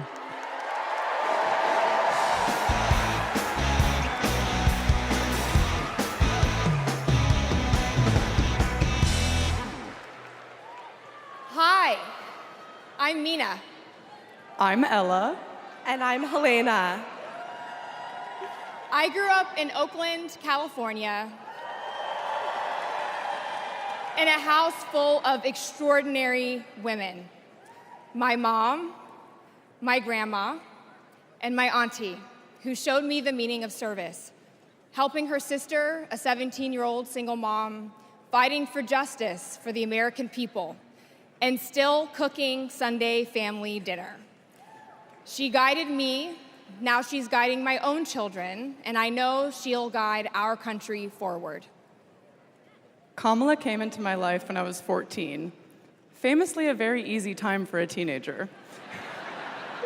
Like a lot of young people, I didn't always understand what I was feeling. But no matter what, Kamala was there for me. She was patient, caring, and always took me seriously. She's never stopped listening to me, and she's not going to stop listening to all of us.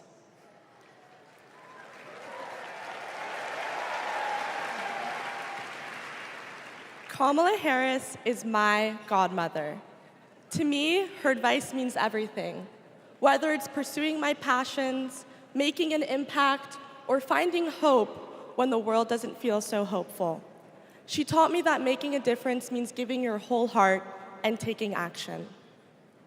She's fighting for economic opportunity, LGBTQ plus equality, and reproductive freedom, because we are not going back. She's fighting for social justice, health justice, environmental justice, and she isn't alone. We're all in this fight together. So let's keep up the fight. Let's keep up the joy. And let's elect this extraordinary woman as our next president.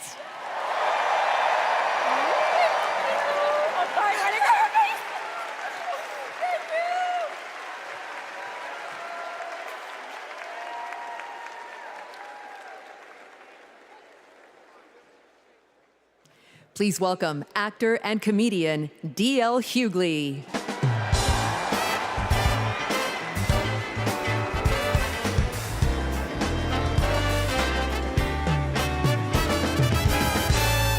Hey now, hey Chicago, how y'all doing? What's happening in California? Now, wait, where those AKAs at? Where they at? You know what? In 3 months, ain't gonna be no living with y'all. I can tell you this, I don't blame Donald Trump for not wanting to debate Kamala. I've been married to a black woman for 40 years and I ain't won one debate. I'm owing $93,000. Now, of course, Trump is saying that Kamala isn't black. I guarantee you this, Kamala's been black a lot longer than Trump's been a Republican.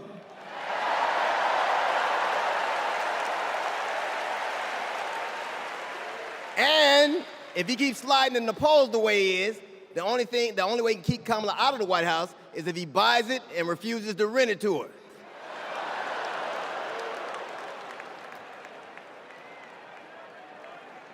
Of course, Kamala's getting broad support. They got black men for Kamala, white men for Kamala, Latinos and Asians for Kamala. They even have Republicans for Kamala. Republicans for Kamala. I guess Donald Trump will finally know what it's like when you get left for a younger woman.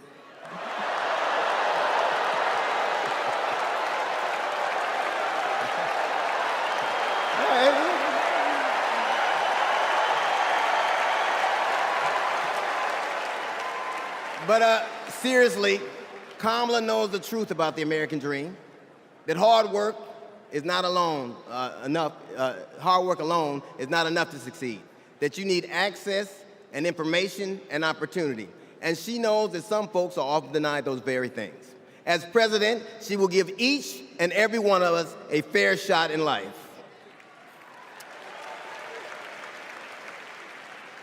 But I have to admit, I didn't always believe that. I mean, if you told me the 15-year-old me would be on stage supporting a prosecutor and a teacher,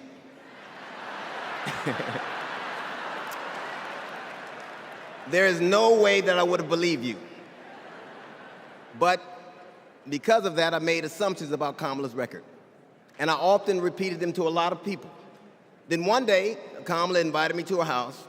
She put her hand on my shoulder and she asked me to do some research. Something I had never done. Something a lot of people I know had never done before. Imagine attacking someone's character without a single Google search. So I did what I should have done in the first place. I learned that she had done for us exactly what she promised to. I believe that your apology should be as loud as your accusation, and I'm here apologizing in front of the whole damn world. I am. I was wrong. I was wrong, and I'm so very glad I was wrong because, Kamala, you give me hope for the future, a future where my grandchildren, Nola and Stevie, had the freedom to control their own bodies, where they have the opportunity to go as far as their wits and their talents would take them. That future, ladies and gentlemen, is possible, but only if we elect Kamala Harris as the 47th President of the United States of America.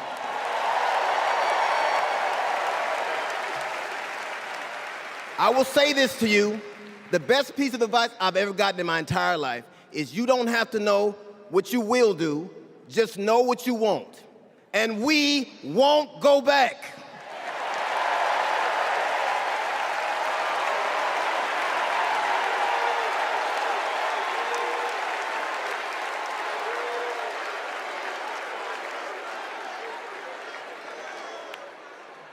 energy in this room is electric.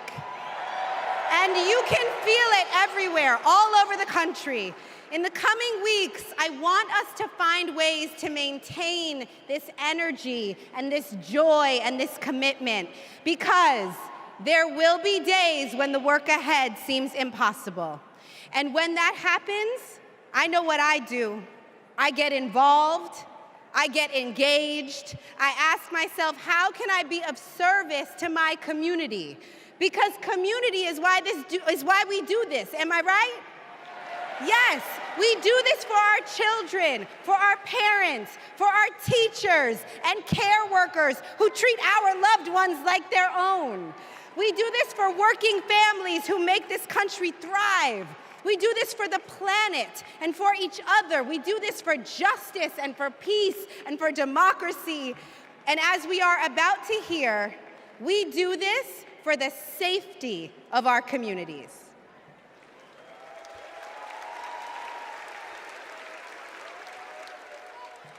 Please welcome Genesee County, Michigan Sheriff Chris Swanson.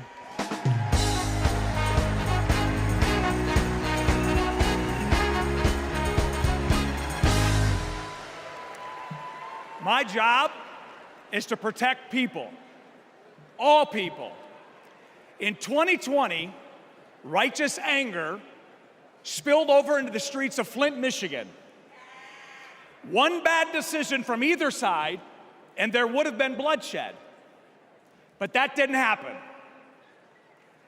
We laid down our riot gear, and we embraced the community, and instead of hate, we chose hope.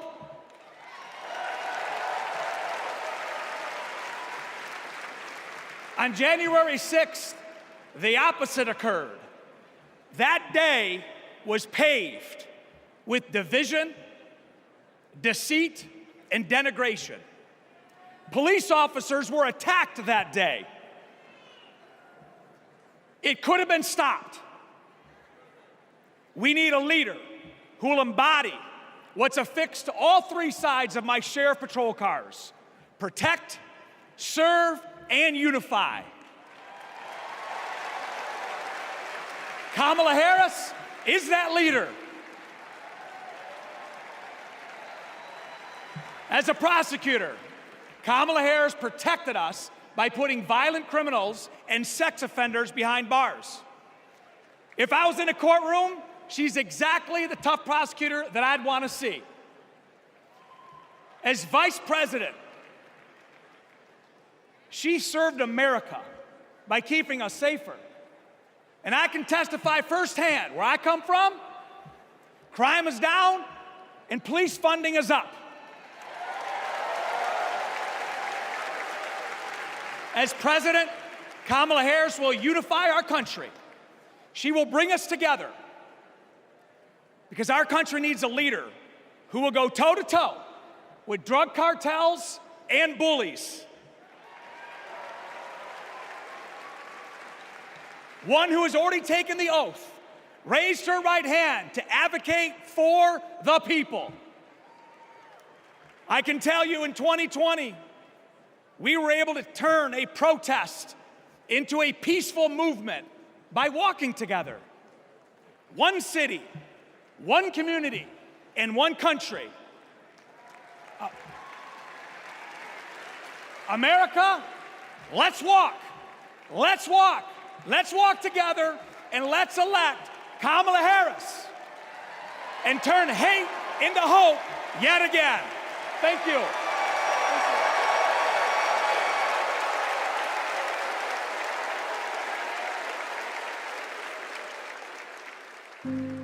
We were contemplating adopting, and then out of nowhere, I got pregnant.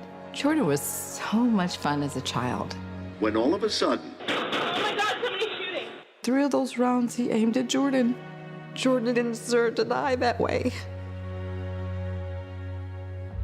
Reports of an active shooter at a high school. These students have now lived through so many of these shootings since they were born almost. We were praying and crying. I don't know how we're alive. An active shooter at an elementary school in Uvalde, Texas. Multiple children have been killed. Most of the body's so mutilated that only DNA tests or green Converse could identify. Trump did nothing on guns and was proud of it. There was great pressure on me. We did nothing. After a mass shooting in Iowa, Trump said, I have to get over it. "You never get over it." Kamala Harris and Joe Biden refused to get over it. As district attorney, she got illegal guns off the street.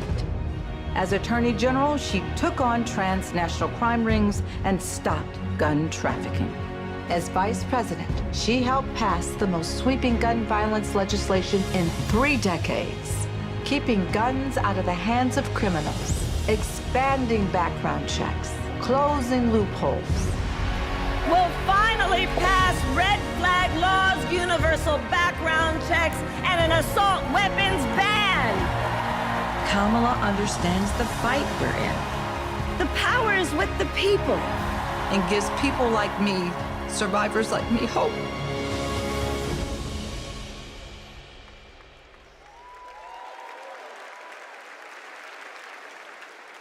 When I worked for every town Please for gun welcome safety. Georgia Representative Lucy McBath.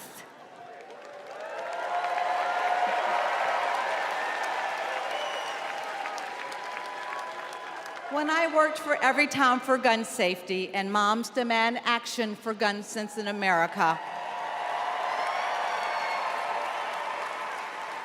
I saw firsthand the power of telling our stories. You've just heard mine, but there are many more to tell.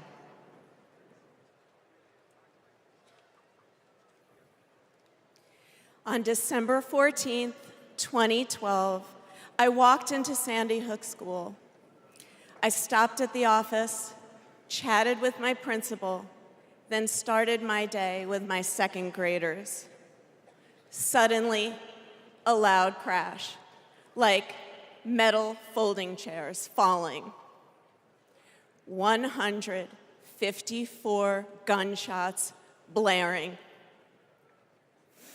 Hiding in the coats, trying to sing with my students, trying to read to them, trying to drown out the sounds. Terror, crying, running. I carry that horrific day with me. 20 beautiful first grade children and 6 of my beautiful colleagues were killed. They should still be here.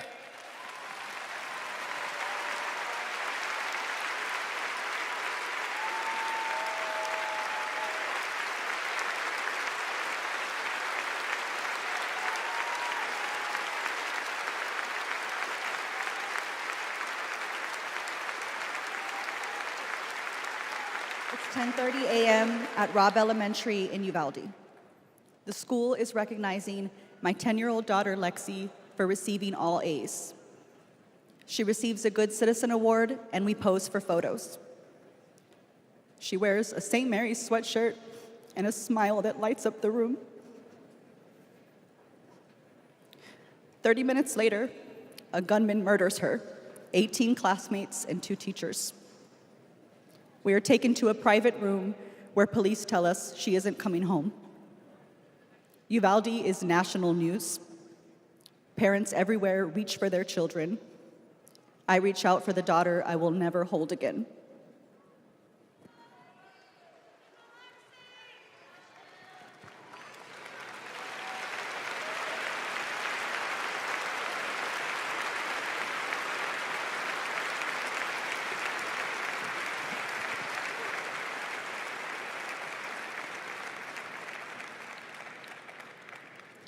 My niece, Sandy Patrice, was 22.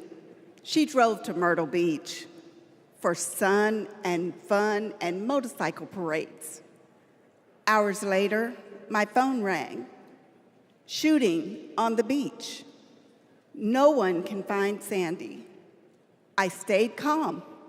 You see, my mother, Patricia Ann, had been shot and killed by an abusive partner. I was calm then too. I got to handling business. I called relatives, the police, hospitals, and I kept calling, voice steady, heartbeat pulsing. Then I was connected to the coroner. 10 years of waiting, and Sandy's murder is still unsolved. I'll keep calling, and I'll keep fighting.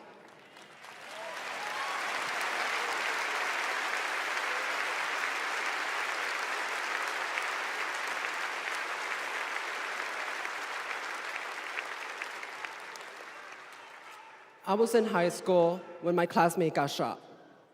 It changed my story. Instead of worrying about taking a test, I started worrying about living to take another test. They say schools are for learning, and I did learn a lot that day. I learned how to run, how to hide and drop, that what happens in the news can happen to me. But I learned something else too, that we can write and must write a new story if we choose to.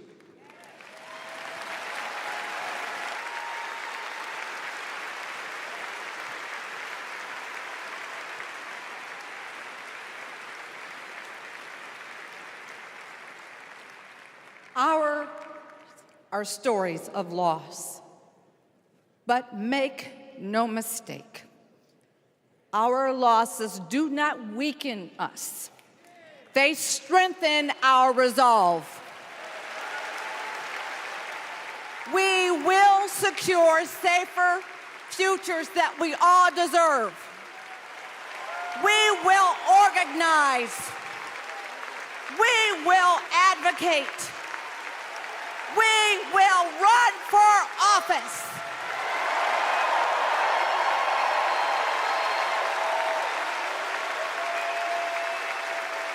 And we will join with Americans from small towns and big cities to keep our communities safe.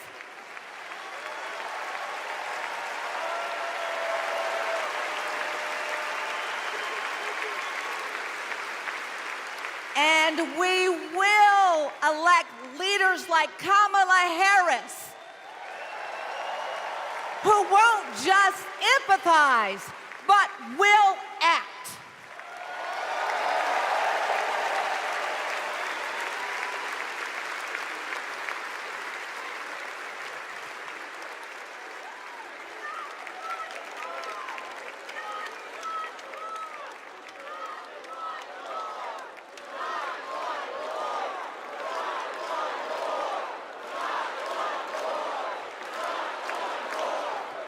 Please welcome former Arizona Representative Gabby Giffords.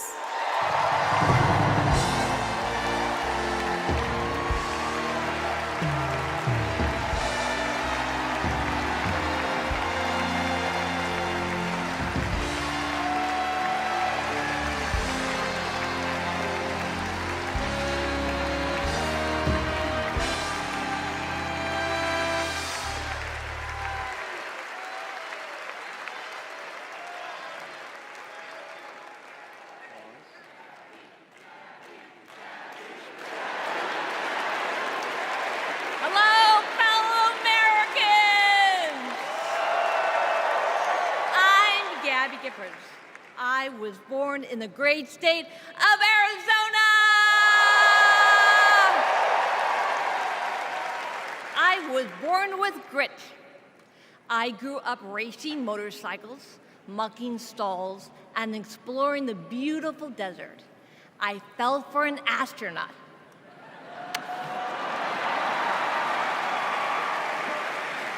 For 5 years, I served in Congress from a swing district. Everybody called me a rising star. Then on January 8th, 2011, a man tried to assassinate me. He shot 19 people. He killed 6. Terrible, terrible day. I almost died, but I fought for my life and I survived.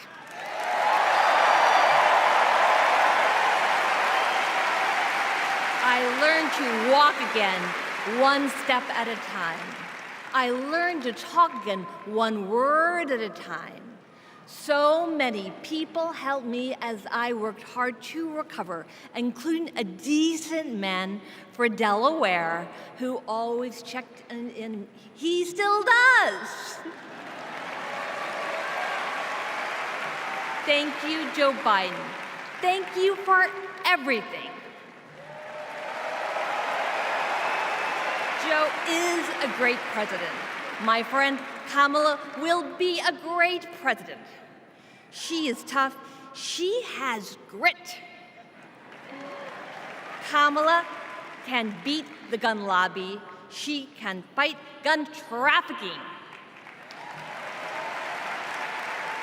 Kamala stood up to Wall Street and the drug company. She will protect abortion access. She will defend our freedom. She saved lives.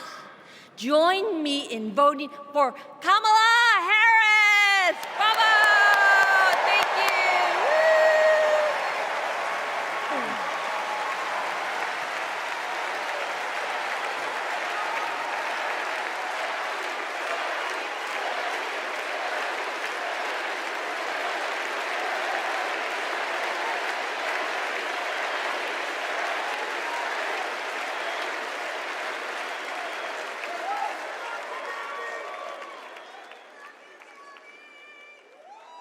Don't know why, but I feel like freedom.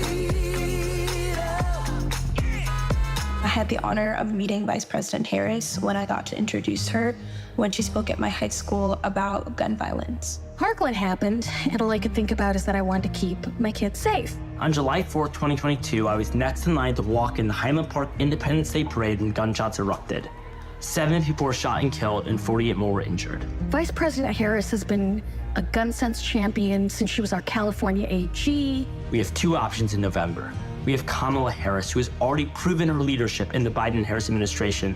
They passed the first ever comprehensive gun reform in 30 years. Meanwhile, Donald Trump has cozied up to the NRA and the gun lobby. I have full confidence in Vice President Harris that she's dedicated to and committed to finding a solution to end gun violence.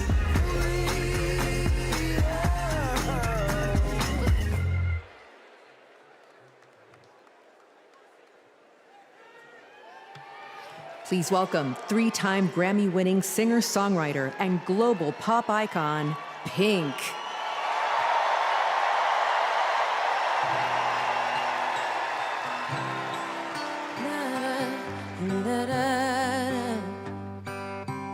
We're searchlights we can see in the dark. We're rockets pointed up at the stars. We are billions of beautiful hearts. You sold us down the river too far. What about us? What about all the times you said you had the answer? What about us? What about all the broken happy ever afters? Oh, what about us? What about all the plans that ended in disaster? What about love? What about trust? What about us? We're problems that want to be solved. We are children that need to be loved. We were willing, we came when you called. But man, you fooled us. Enough is enough. Oh,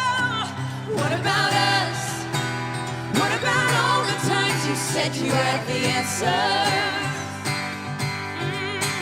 What about us? What about all the broken happy ever afters? What about us? What about all the plans that ended in disaster? What about love? What about trust? What about us? Sticks and stones, they may break these bones, but then I'll be ready. Are you ready? I don't want control, I want to let go. I'll be ready. 'Cause now it's time to let them know. What about us? What about all the times you said you had the answers? So what about us? What about all the broken happy ever afters? What about us? What about all the plans that ended in disaster? What about love? What about trust? What about us? What about us? What about us? What about us?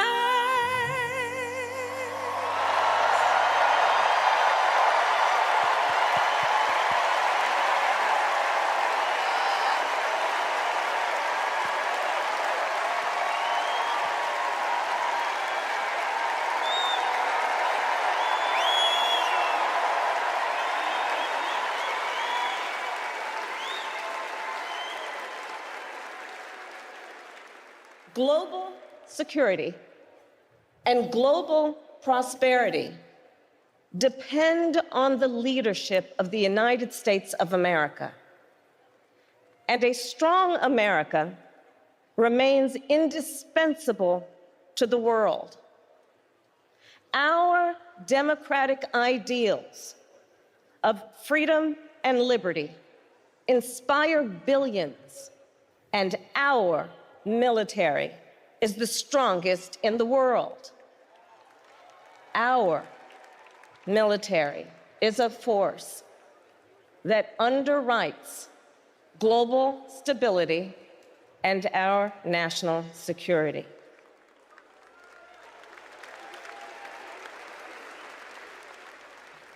Please welcome Arizona Senator Mark Kelly.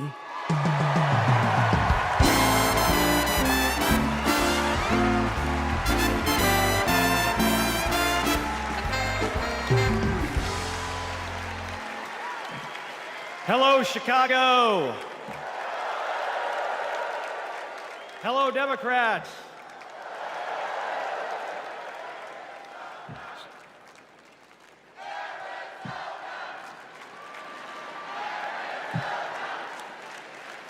So, President Obama had to follow Michelle.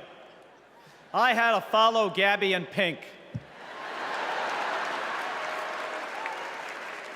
Gabby amazes me every single day.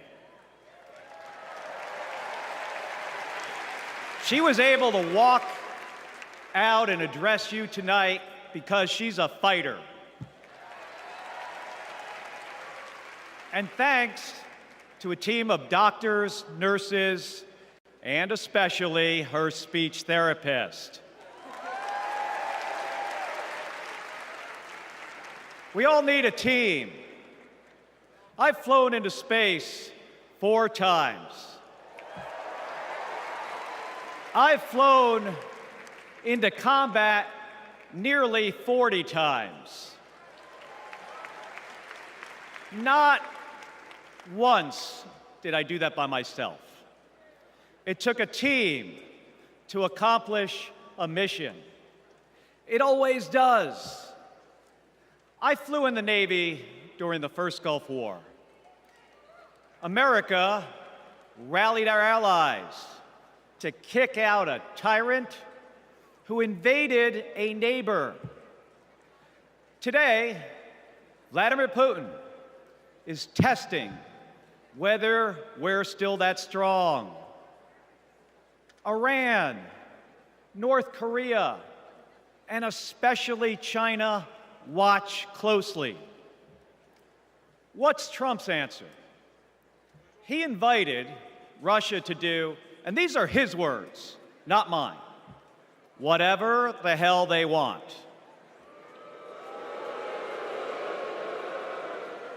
Vice President Harris has always championed America's support for NATO, for Ukraine,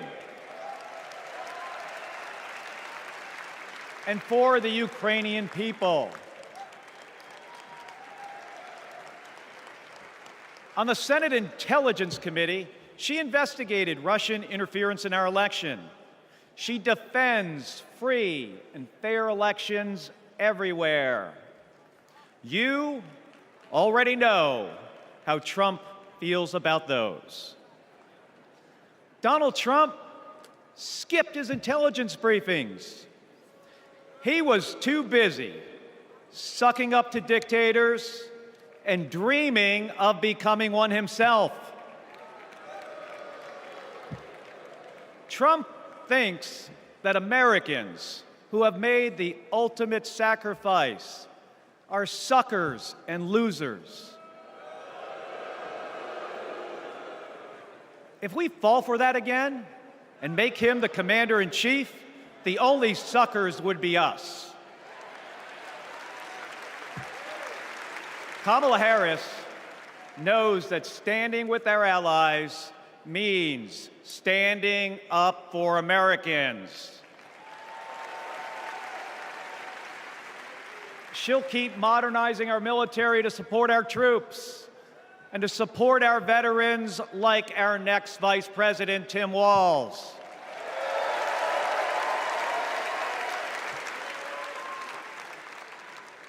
The world laughs at Trump, literally. But folks, it is not funny.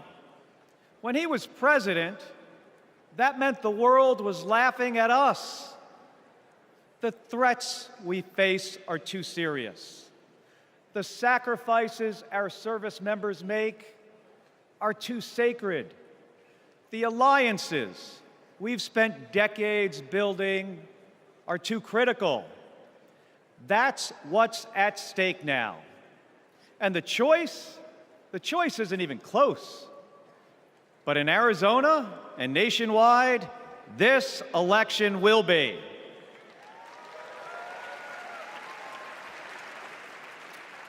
We'll win in the same way we launch rockets into space and land fighter jets on an aircraft carrier as one team on one mission. State by state, voter by voter, coming together. No country is better than ours at solving big problems. So, on November 5th, let's prove that America is still the leader the world needs today by electing the leader we need right now, Kamala Harris. Thank you, everybody. Thank you.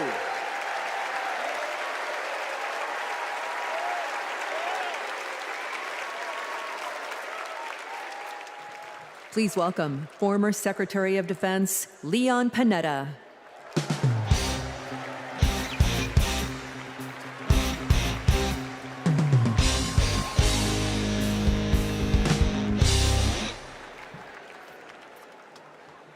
My fellow Americans, I'm proud to have served in the Army, the Congress, the White House, Chief of Staff, CIA Director, and Secretary of Defense.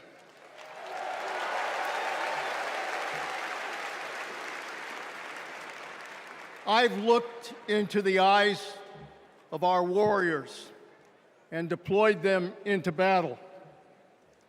I gave the order directing our Special Operations Forces to fly 2 helicopters 150 miles into Abbottabad at night. And by the time the sun rose, Osama bin Laden was dead.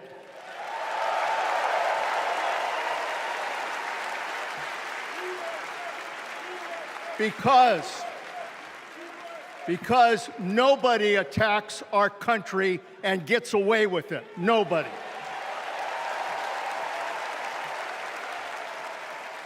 That's what our warriors do. That's what our warriors do. Our warriors need a tough, cool-headed commander-in-chief to defend our democracy from tyrants and terrorists. We need Kamala Harris behind the resolute desk. She knows a tyrant when she sees one. And our allies know a leader when they see one. On the Senate Intelligence Committee and as vice president, she worked with more than 150 world leaders. She's looked our allies in the eye and said, America has your back. Trump would abandon our allies and isolate America. We tried that in the 1930s. It was foolish and dangerous then, and it's foolish and dangerous now.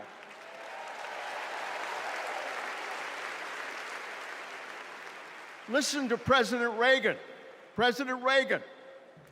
Isolationism never was and never will be an acceptable response to tyrannical governments. Never. Trump tells tyrants like Putin they can do whatever the hell they want. Kamala Harris tells tyrants, the hell you can, not on my watch. She's worked with President Zelensky to fight back against Russia. She knows that protecting their democracy protects our democracy as well.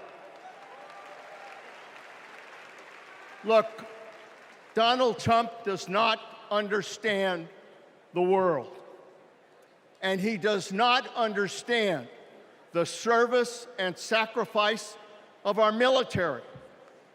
Our fallen veterans are not suckers, they are not losers, they are our heroes.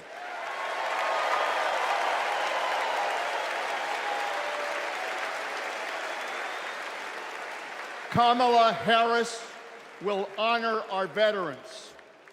And in Tim Walz, we will have a vice president who has served in uniform honorably for 24 years.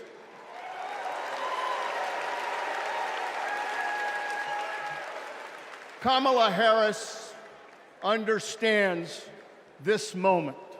It is a moment of danger and a moment of opportunity. She'll keep America's military the strongest in the world, the strongest ever known. And she understands what our military is for. The role of our military is to defend us from foreign enemies. It is not to threaten Americans, and it sure as hell isn't to put immigrants in camps.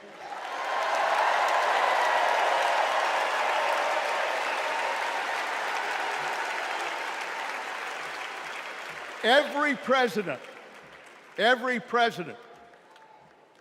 since World War II, Republican and Democrat, has shared the belief that America must protect democracy in the world.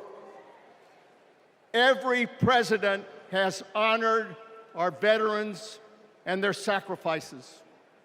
Every president, but one. So we face a critical choice: to vote for someone who stands with our military and stands up for democracy, or someone who will disrespect our heroes and undermine our democracy. My fellow Americans, there is only one choice. One choice. And let me tell you something. When she takes her oath of office, as she will this January,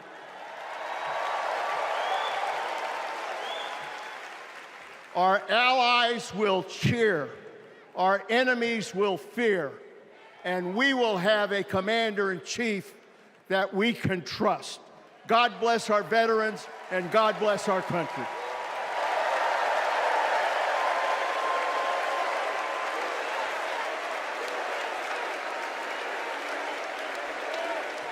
Please welcome Arizona Representative Ruben Gallego.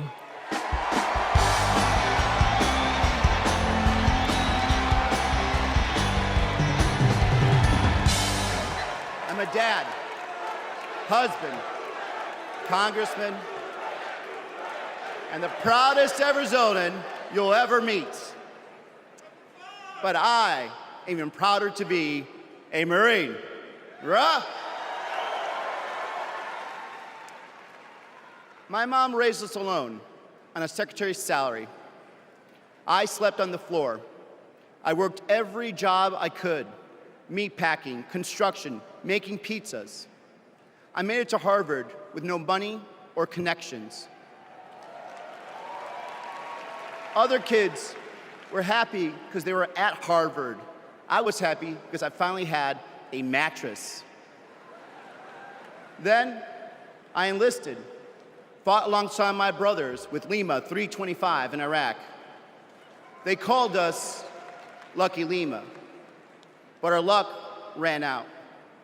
We saw some of the heaviest combat of the war. And when we got home, the government failed to help us readjust. We have a duty to care for our patriots who serve our nation.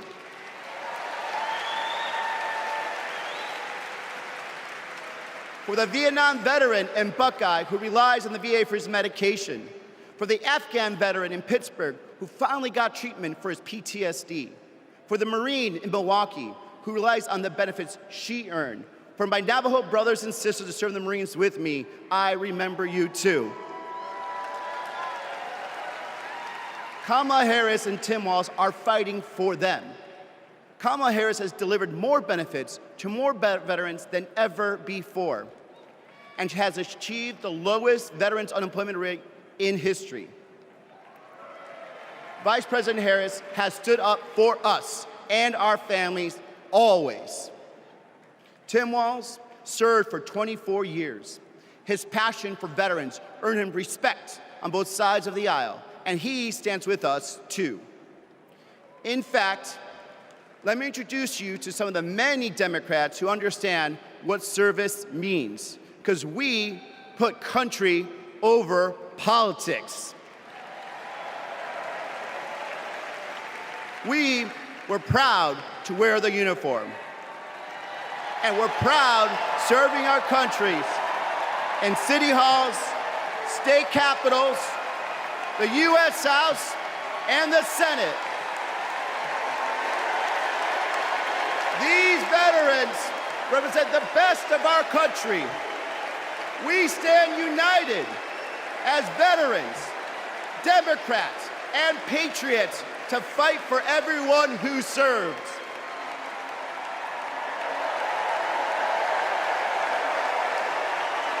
But politicians like Donald Trump, they don't stand with us. They call patriots like Senator McCain losers. John McCain was an American hero. Show some respect.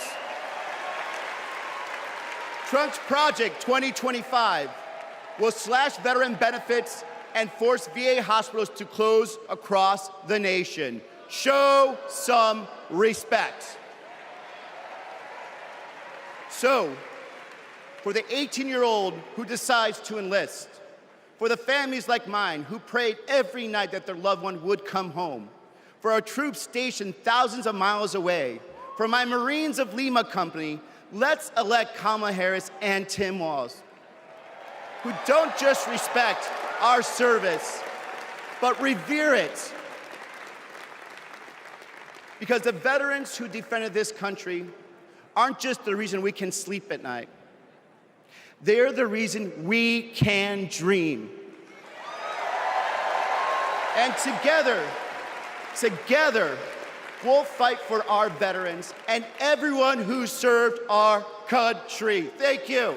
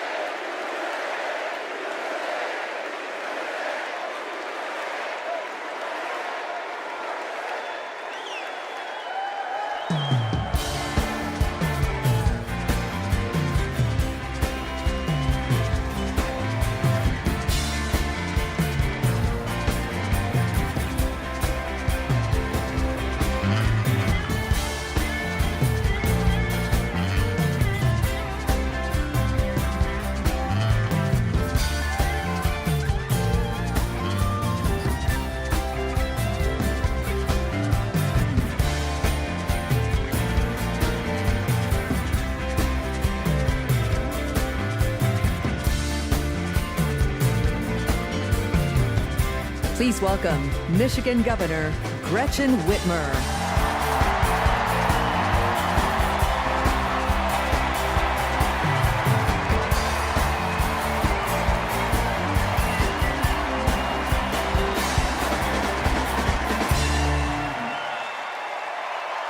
I'm Governor Gretchen Whitmer. In Lansing, they call me governor. But in Detroit, they call me Big Gretch.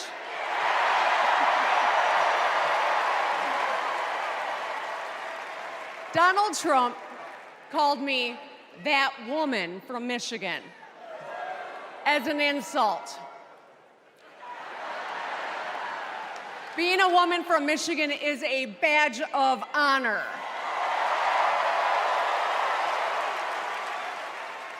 Like women across America, we just GSD. Get stuff done. At 29, I joined the sandwich generation. Sandwiched between working and raising my newborn and caring for my mom, who was dying from brain cancer. It was hard, but not extraordinary. It's life. Those nights reminded me who I was fighting for. People just trying to make it. Kamala Harris knows who she's fighting for, too. She took care of her mom, who also battled cancer. As president, she'll fight to lower the cost of health care and elder care for every family. She's lived a life like ours. She knows us. Donald Trump doesn't know you at all. You think he understands that when your car breaks down, you can't get to work? No. His first word was probably chauffeur. You think he's ever had to take items out of the cart before checking out? Hell, you think he's ever been to a grocery store? That's what the chauffeur is for. But Kamala Harris, she gets us. She sees us. She is us.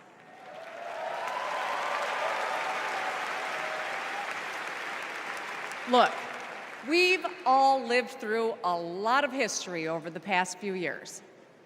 Floods and fires, an attempted coup, a plot, and a pandemic.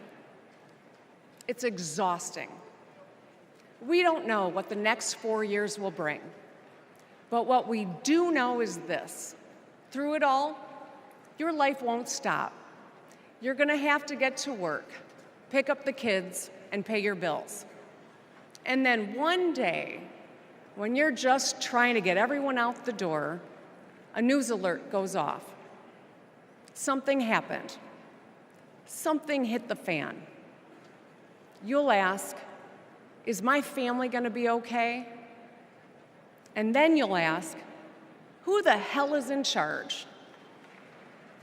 What if it's him? What if it's that man from Mar-a-Lago?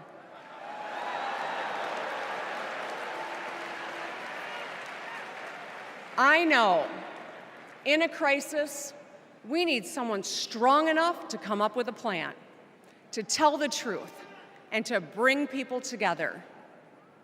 Right now, before the crisis, is when we get to choose. Why wouldn't we choose the leader who's tough, tested, and a total badass?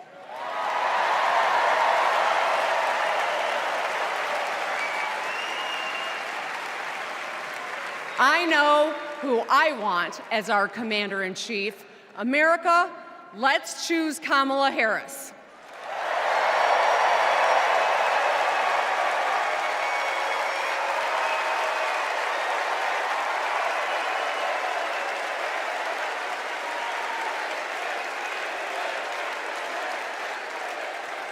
Please welcome actress, director, and philanthropist, Eva Longoria.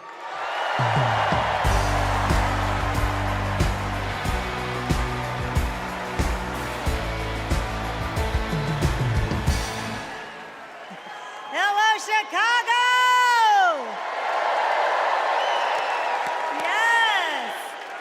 I am so excited to be here tonight. What an honor to be part of this historic moment, and y'all are part of it. Look, I have known Kamala Harris for more than a decade, and she comes from a family a lot like mine, and I'm sure a lot like yours. We were both raised knowing that no one was going to hand us anything, especially as women. That we were going to have to touch every rung of the ladder to get ahead. We were going to have to work really hard. Now, she worked at McDonald's, but I worked at Wendy's. And look at us now.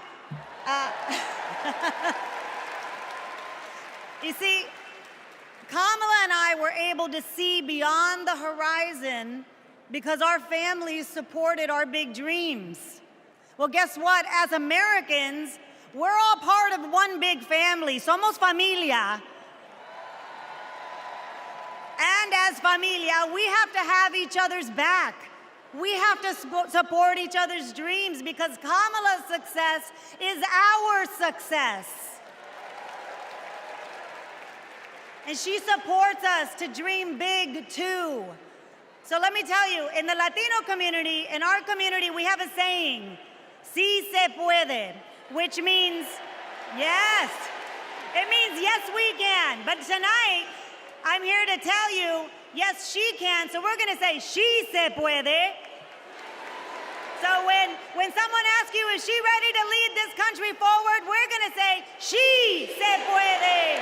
When somebody says, is she qualified for the job, we're going to say, she se puede. When somebody asks, is she going to be the first female president of the United States, we're going to say, she se puede.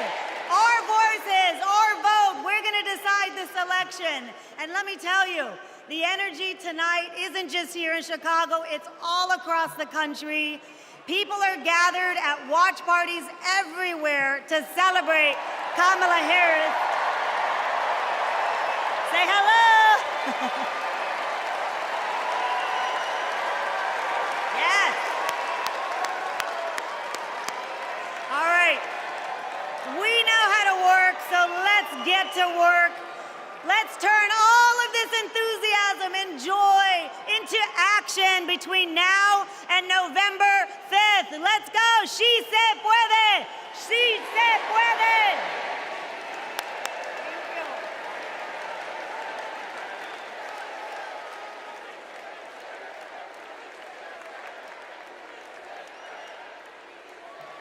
Please welcome former Illinois Republican Representative Adam Kinzinger.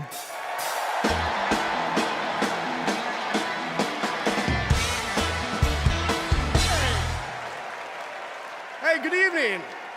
Good evening. Thank you, thank you, thank you. I'm Adam Kinzinger, and I am proud to be in the trenches with you as part of this sometimes awkward alliance that we have to defend truth, defend democracy, and decency. I was just a kid when I was drawn to the party of Ronald Reagan, to his vision of a strong America, the shining city on a hill. I was a Republican for 12 years in Congress, and I still hold on to the label. I never thought I'd be here, but listen, you never thought you'd see me here, did you? But I've learned something about the Democratic Party, and I want to let my fellow Republicans in on the secret. The Democrats are as patriotic as us.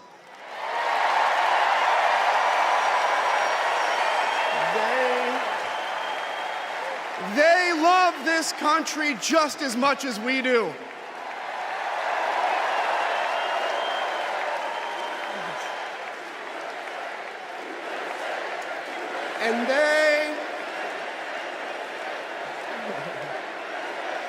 And they are as eager to defend American values at home and abroad as we conservatives have ever been.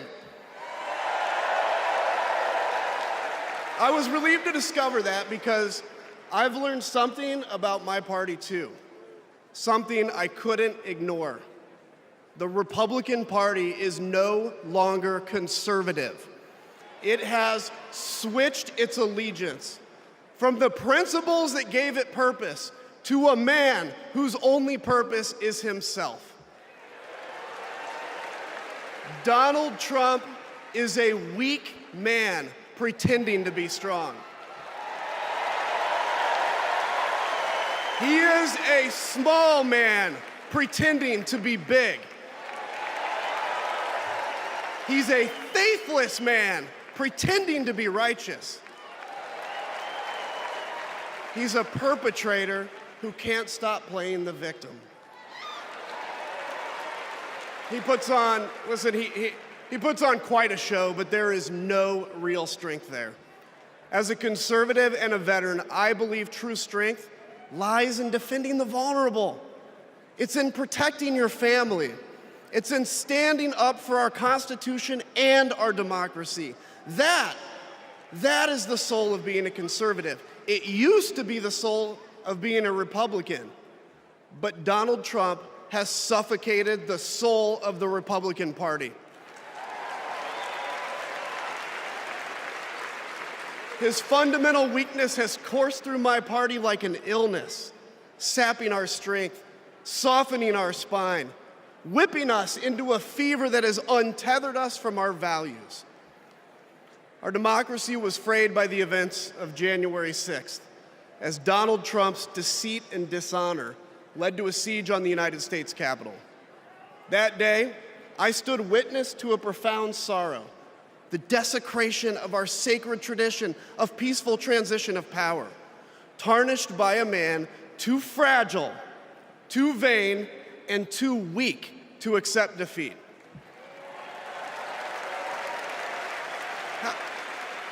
How can a party claim to be patriotic if it idolizes a man who tried to overthrow a free and fair election? How can a party claim to stand for liberty if it sees a fight for freedom in Ukraine, an attack pitting tyranny against democracy, a challenge to everything our nation claims to be, and it retreats, it equivocates, it nominates a man who is weirdly obsessed with Putin? And his running mate who said, quote, "I don't care what happens in Ukraine." Yeah, and he wants to be vice president. Yeah. How can a party claim to be conservative when it tarnishes the gifts that our forebears fought for? Men like my grandfather, who served in World War II.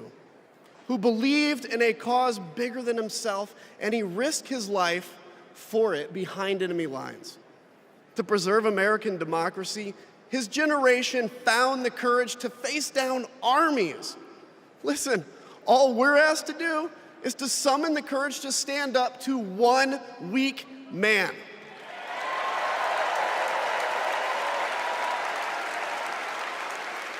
Some have questioned why I've taken the stand I have. The answer is really simple, ladies and gentlemen. We must put country first. And tonight, as a Republican speaking before you, I'm putting our country first.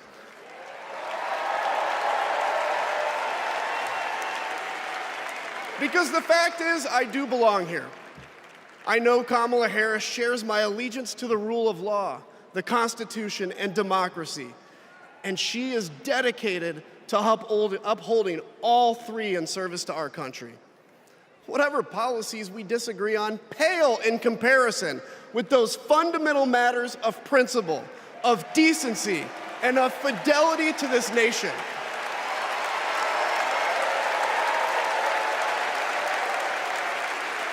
Listen, to my fellow Republicans, if you still pledge allegiance to those principles, I suspect you belong here too. Because democracy knows no party. It's a living, breathing ideal that defines us as a nation. It's the bedrock that separates us from tyranny, and when that foundation is fractured, we must all stand together, united, to strengthen it.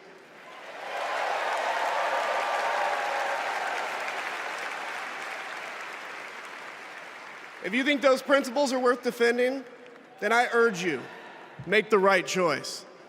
Vote for our bedrock values, and vote for Kamala Harris. God bless you.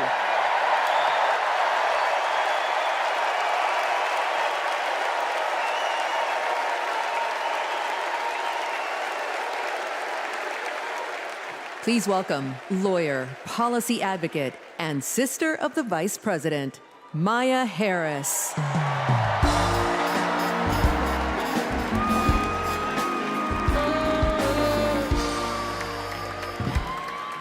Hello, Chicago.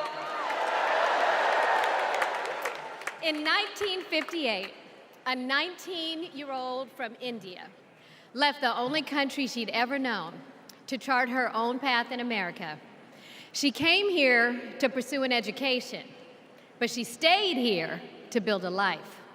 Her name was Dr. Shamala Gopalan Harris.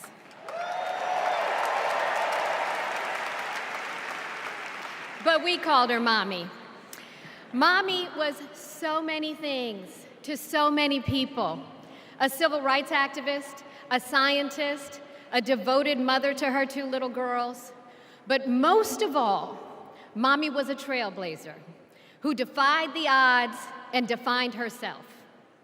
And when it came to Kamala and me, Mommy had great expectations for us, but she had even greater expectations of us.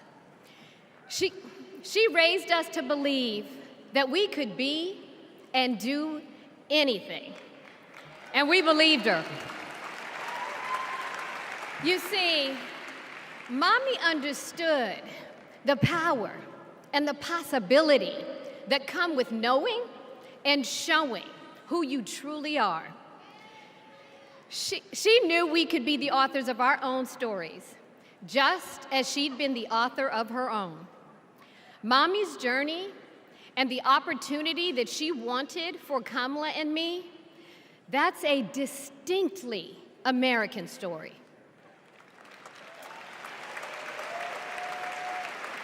We may all have different histories, different struggles, or different perspectives, but what binds us together is the fervent desire to be free, to fulfill our God-given potential.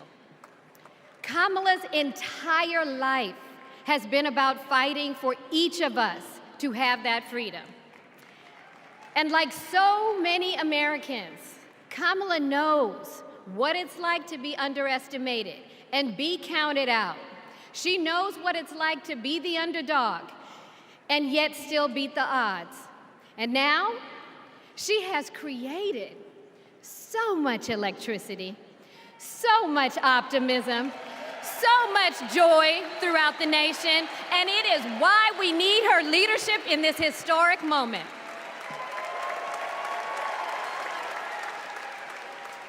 We are living in a time when some are trying to divide us, to separate us in ways that make it difficult for us to come together. Well, look, my sister rejects that view. Where others push darkness, Kamala sees promise.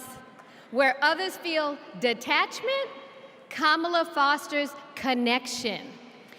Where others want to drag us back to the past, my sister says, hold up now, we are not going back.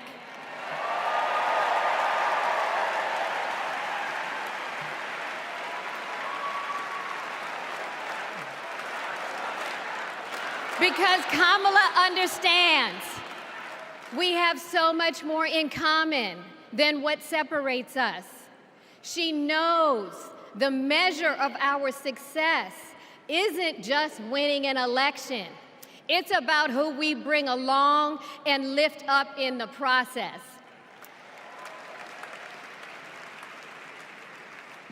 And so as I look out at all of you today, and take in this incredible moment, I so wish that Mommy could be here tonight. I can just see her smiling, saying how proud she is of Kamala. And then, without missing a beat, she'd say, that's enough, you got work to do. She would tell all of us to roll up our sleeves and get to work, to elect a leader who sees the potential in each of us, a leader who cares for all of us, a leader who fights for every one of us. Our Democratic nominee, my big sister, the next President of the United States, Kamala Harris.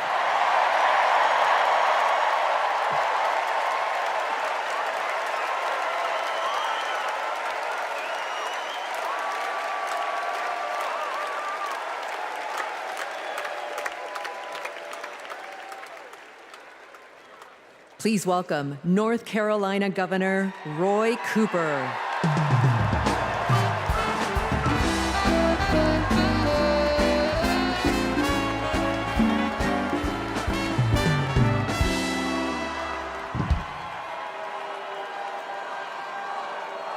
Hello, America. I'm Roy Cooper, the last guy standing between you and the moment we're all waiting for. So I'm going to get right to it. All week, you've heard stories about my friend Kamala. I want to take you behind the scenes of one of them. 2011 was a rough time for American homeowners. Hundreds of thousands were losing their homes to illegal foreclosure. I was Attorney General in North Carolina, while Kamala had just become California's. All the AGs were close to a settlement with the big banks, and it was a pretty good deal. Would have meant $4 billion for California families who'd been ripped off. I know that sounds like a lot, but Kamala said, hang on a minute. I've met these families. I know what they've been through, and they deserve more. She went toe-to-toe with some of the world's most powerful executives, and she refused to give in. Let me tell you, this was a huge risk, but she knew it was a risk worth taking. That's Kamala. And we all know what happened. The banks caved. That $4 billion for California families became $20 billion. That was the first time I witnessed Kamala in action. And what I saw was a leader who does exactly what she says she's going to do, who never will settle for less. America, we got a lot of big fights ahead of us. And we've got one hell of a fighter ready to take them on. I know that because I know her. And tonight, I want the American people to know, even if you don't agree with her on everything, Kamala Harris will fight for you to the very end. For families who need better health care or a safer place to live, Kamala will fight for you. For parents who want better schools for their kids, for workers worried about a secure retirement for themselves, Kamala will fight for you. For any one of our allies, anywhere in the world, wondering if America still has your back, remember this: Kamala will fight for you. And when she fights, we win. Kamala's ready. Kamala's ready. The question is, are we? Are we going to stand up and fight for Kamala like she'll stand up and fight for us? All right. If you're ready, my home state of North Carolina, stand up. Stand up, Pennsylvania. Stand up, Michigan. Stand up, Wisconsin. Stand up, Georgia. Stand up, Nevada. Stand up, Arizona. Stand up, America. Are we going to stand up? Are we going to fight? Are we going to vote? Are we going to win? You bet we are. Let's go get them.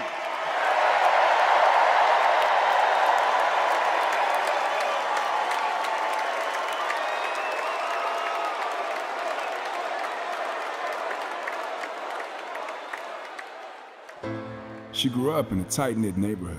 It was the kind of place where your neighbor would look after you when school let out, where your first-grade teacher would show up at your law school graduation.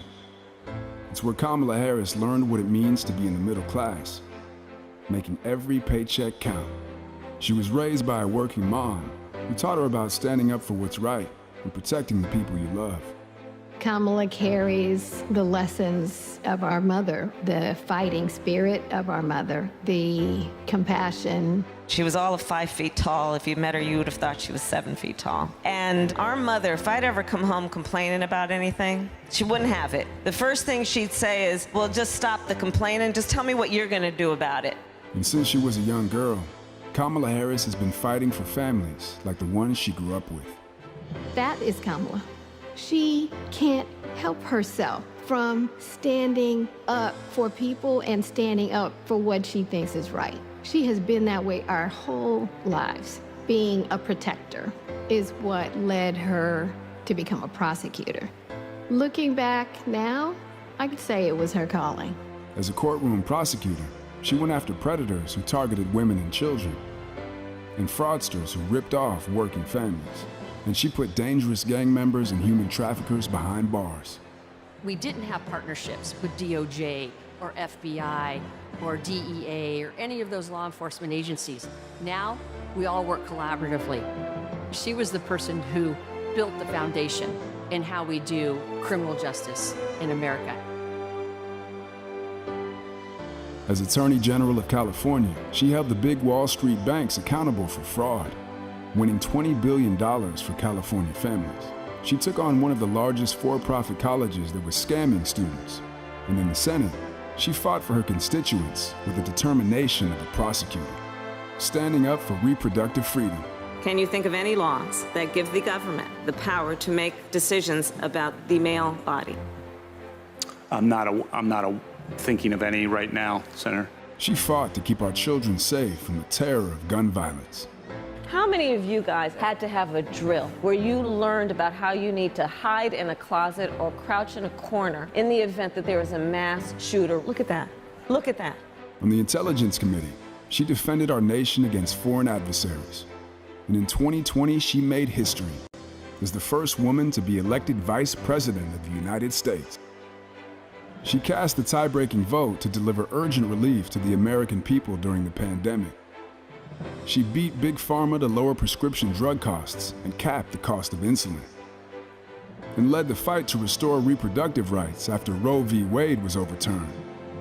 We have worked too hard and fought too long to see our daughters grow up in a world with fewer rights than our mothers. Because she's never been afraid to stand up to powerful interests. Sometimes people will open the door for you and leave it open, sometimes they won't. And then you need to kick that door down. Excuse my language. Now, she's running for president, still fighting for families like the one she grew up with. Our campaign is about saying we trust the people. We're saying we just want fairness. We want dignity for all people. And we are a work in progress. We haven't yet quite reached all of those ideals, but we will die trying because we love our country. We believe in our country. We're not falling for these folks who are trying to divide us, trying to pull us apart. We know what we stand for, and we stand for the people, and we stand for the dignity of work, and we stand for freedom. We stand for justice. We stand for equality. And so we will fight for all of it. That's who Kamala Harris is. That's what she believes, and that's what she'll fight for every day.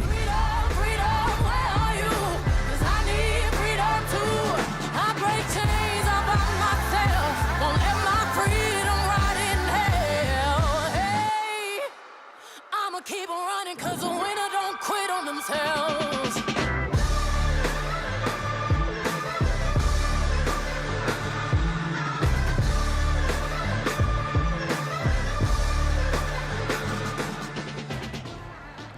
Please welcome the Democratic nominee for president, Vice President of the United States of America, Kamala Harris.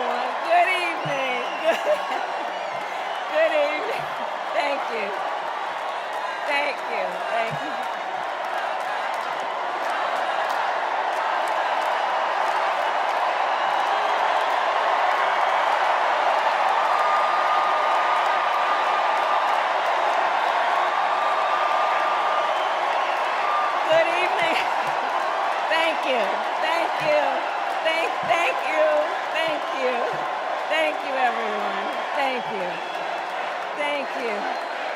Thank you. Thank you all.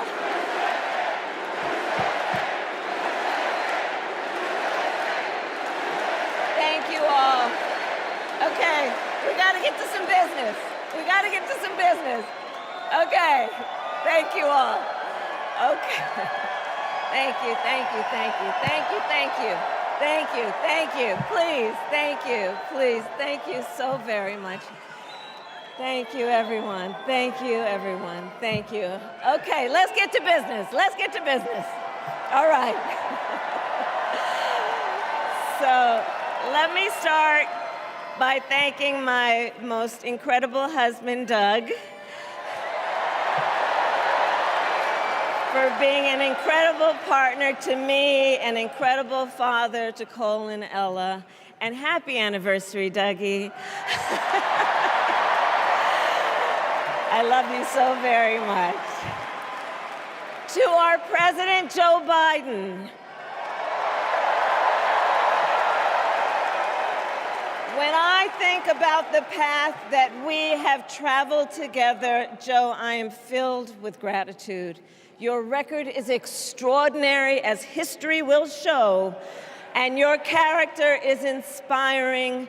And Doug and I love you and Jill and are forever thankful to you both.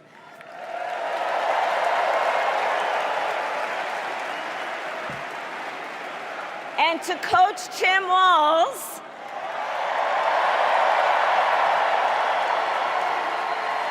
you are going to be an incredible vice president. And to the delegates and everyone who has put your faith in our campaign, your support is humbling. So, America, the path that led me here in recent weeks was no doubt unexpected. But I'm no stranger to unlikely journeys. So, my mother, our mother, Kamala Harris, had one of her own. And I miss her every day, and especially right now. And I know she's looking down smiling. I know that.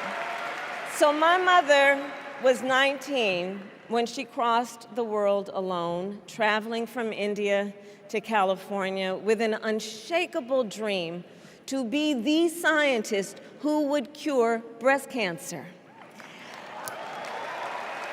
When she finished school, she was supposed to return home to a traditional arranged marriage.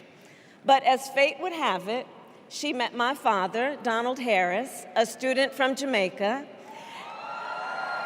They fell in love and got married, and that act of self-determination made my sister Maya and me. Growing up, we moved a lot. I will always remember that big Mayflower truck packed with all our belongings, ready to go to Illinois, to Wisconsin, and wherever our parents' jobs took us. My early memories of our parents together are very joyful ones. A home filled with laughter and music, Aretha, Coltrane, and Miles. At the park, my mother would say, "Stay close." But my father would say, as he smiled, "Run, Kamala, run. Don't be afraid. Don't let anything stop you."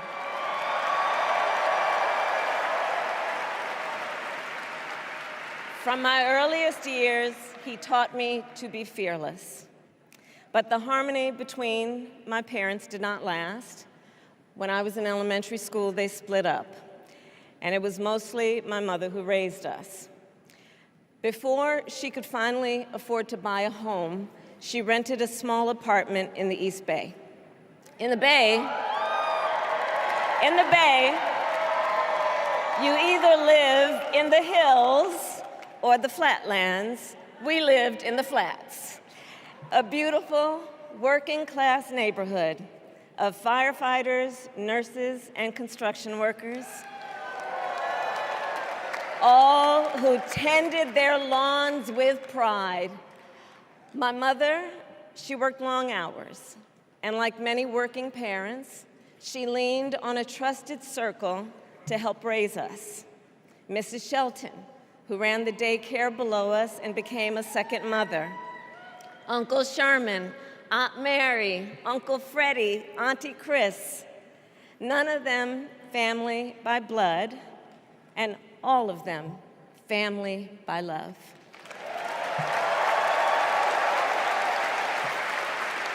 Family who taught us how to make gumbo, how to play chess, and sometimes even let us win.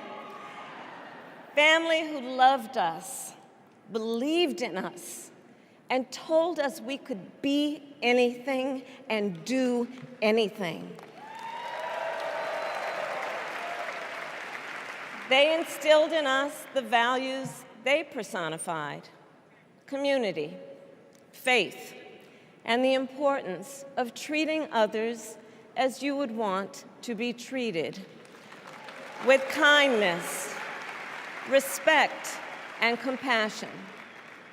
My mother was a brilliant, 5-foot-tall brown woman with an accent. And as the eldest child, I saw how the world would sometimes treat her. But my mother never lost her cool. She was tough, courageous, a trailblazer in the fight for women's health, and she taught Maya and me a lesson that Michelle mentioned the other night. She taught us to never complain about injustice, but do something about it. Do something about it. That was my mother. And she taught us, and she also taught us, and never do anything half-assed. And that is a direct quote. A direct quote. I grew up immersed in the ideals of the civil rights movement. My parents had met at a civil rights gathering, and they made sure that we learned about civil rights leaders, including the lawyers like Thurgood Marshall and Constance Baker Motley, those who battled in the courtroom to make real the promise of America. So at a young age, I decided I wanted to do that work. I wanted to be a lawyer. And when it came time to choose the type of law I would pursue, I reflected on a pivotal moment in my life. You see, when I was in high school, I started to notice something about my best friend, Wanda. She was sad at school, and there were times she didn't want to go home. So one day I asked if everything was all right, and she confided in me that she was being sexually abused by her stepfather. And I immediately told her she had to come stay with us, and she did. This is one of the reasons I became a prosecutor, to protect people like Wanda, because I believe everyone has a right to safety, to dignity, and to justice.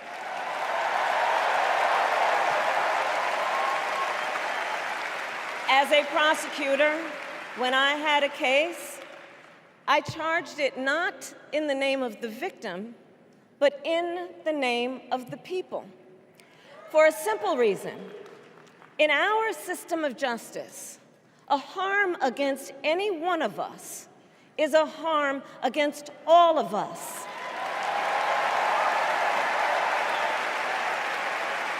And I would often explain this to console survivors of crime, to remind them no one should be made to fight alone. We are all in this together.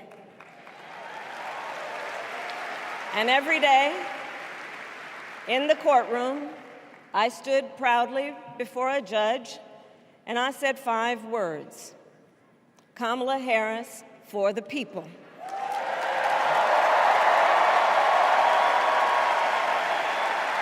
And to be clear, my entire career, I've only had one client, the people. And so, on behalf of the people, on behalf of every American, regardless of party, race, gender, or the language your grandmother speaks, on behalf of my mother and everyone who has ever set out on their own unlikely journey, on behalf of Americans like the people I grew up with, people who work hard, chase their dreams, and look out for one another, on behalf of everyone whose story could only be written in the greatest nation on earth, I accept your nomination to be President of the United States of America.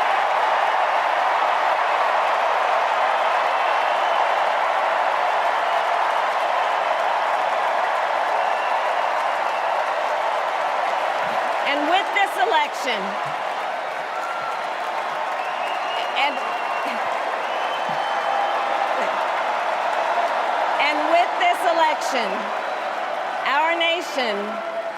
our nation with this election has a precious, fleeting opportunity to move past the bitterness, cynicism, and divisive battles of the past, a chance to chart a new way forward.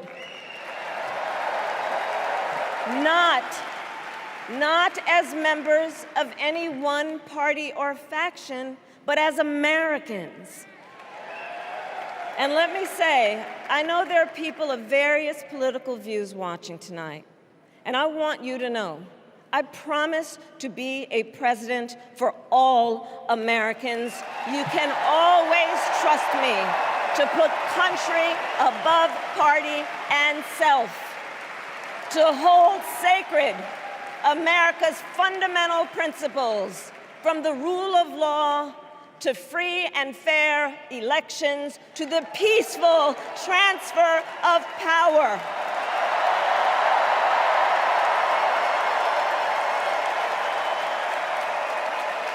I will be a president who unites us around our highest aspirations, a president who leads and listens, who is realistic, practical, and has common sense, and always fights for the American people. From the courthouse to the White House, that has been my life's work.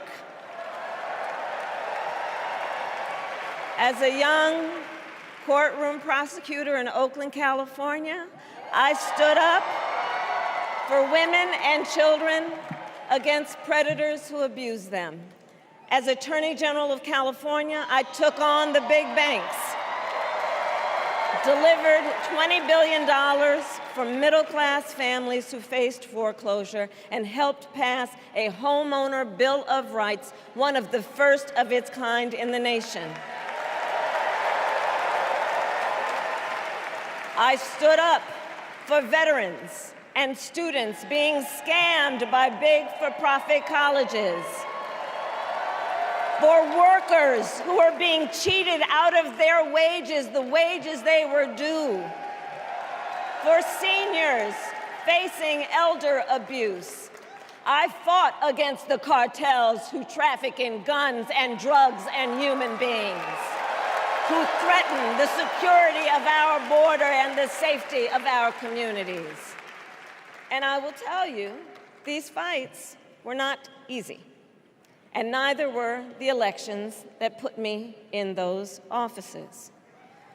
We were underestimated at practically every turn. But we never gave up, because the future is always worth fighting for. And that's the fight we are in right now, a fight for America's future.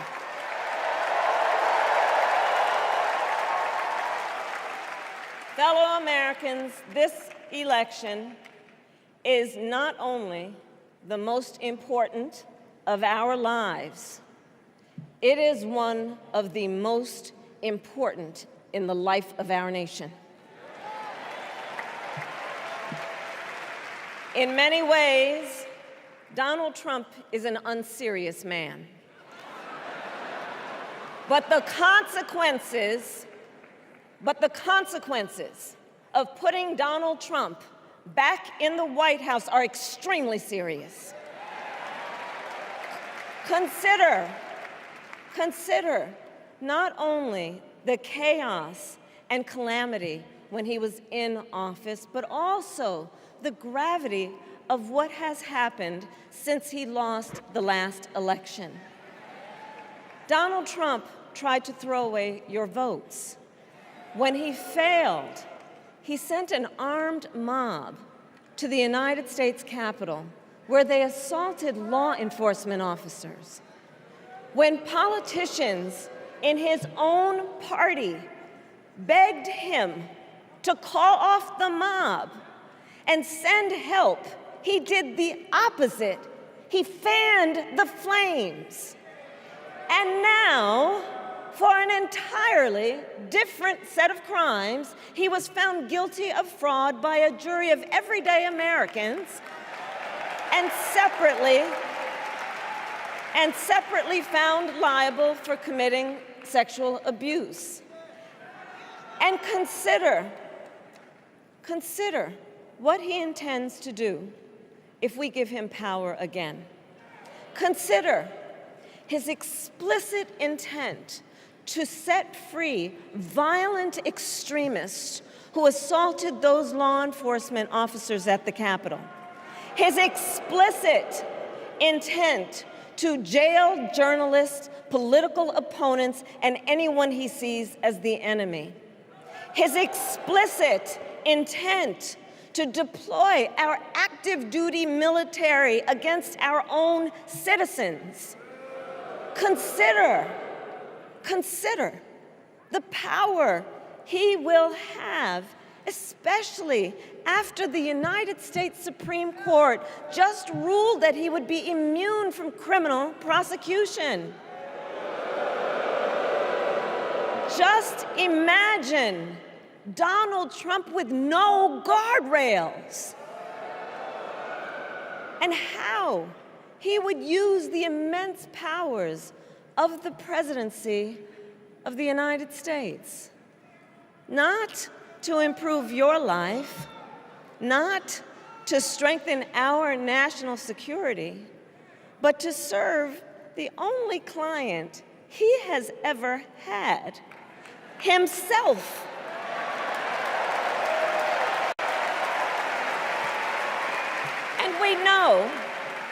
And we know what a second Trump term would look like. It's all laid out in Project 2025, written by his closest advisors, and its sum total is to pull our country back to the past. But America, we are not going back. We are not going back. We are not going back. We are not going back to when Donald Trump tried to cut Social Security and Medicare. We are not going back to when he tried to get rid of the Affordable Care Act, when insurance companies could deny people with pre-existing conditions. We are not going to let him eliminate the Department of Education that funds our public schools. We are not going to let him end programs like Head Start that provide preschool and childcare for our children. America, we are not going back.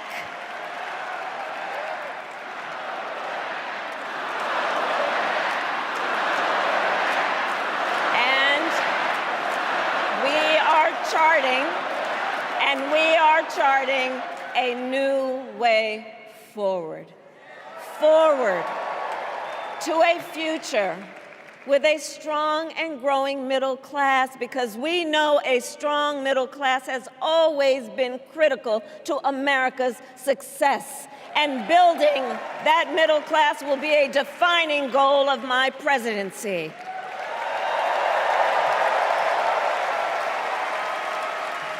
And I'll tell you, this is personal for me. The middle class is where I come from. My mother kept a strict budget. We lived within our means, yet we wanted for little. And she expected us to make the most of the opportunities that were available to us and to be grateful for them.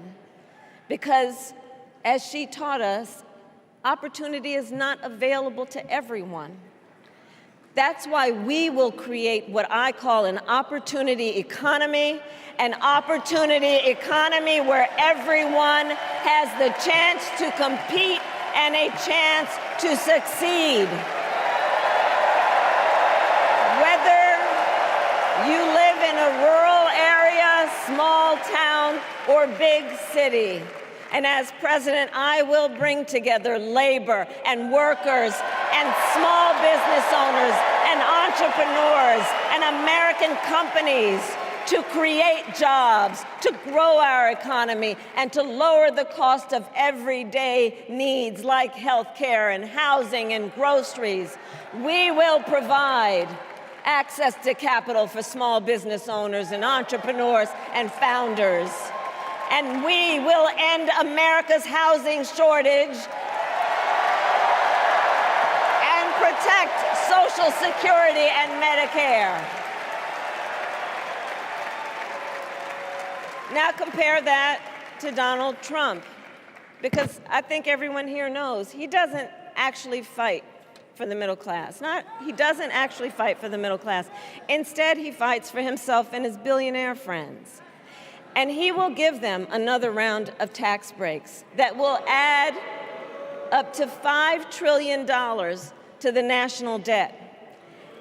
And all the while, he intends to enact what in effect is a national sales tax, call it a Trump tax, that would raise prices on middle-class families by almost $4,000 a year. Well, instead of a Trump tax hike, we will pass a middle-class tax cut that will benefit more than 100 million Americans.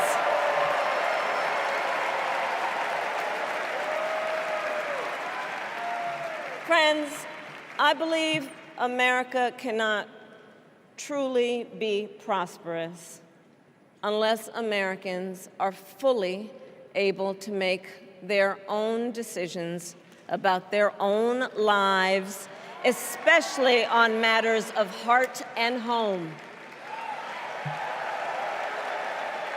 But tonight, in America, too many women are not able to make those decisions.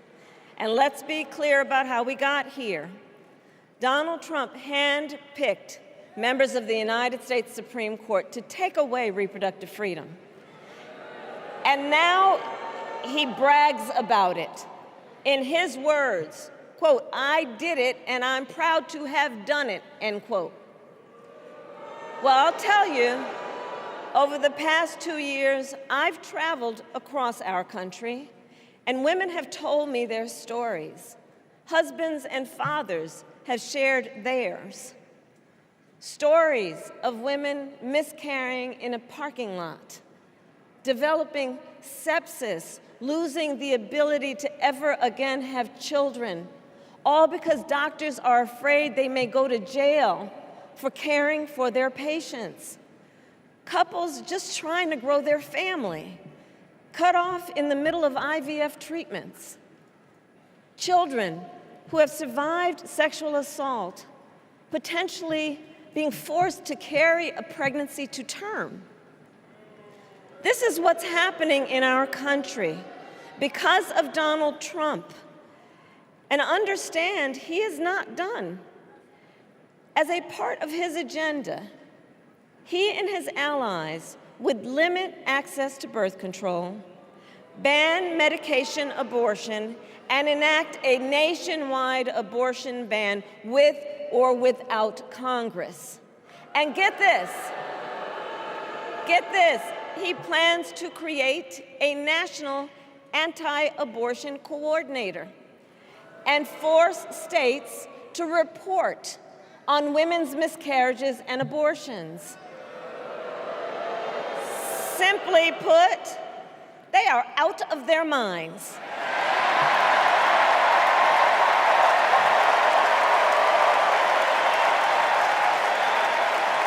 And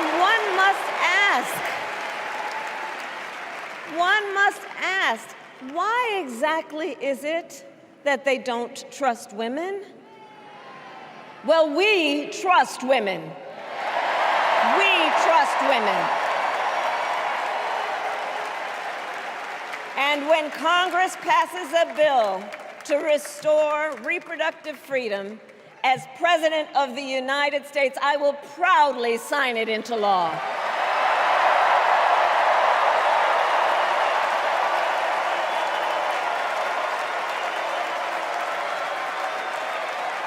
In this election, many other fundamental freedoms are at stake. The freedom to live safe from gun violence in our schools, communities, and places of worship. The freedom to love who you love openly and with pride. The freedom to breathe clean air and drink clean water and live free from the pollution that fuels the climate crisis.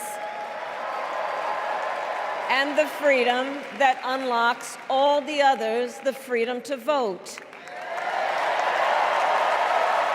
With this election, we finally have the opportunity to pass the John Lewis Voting Rights Act and the Freedom to Vote Act.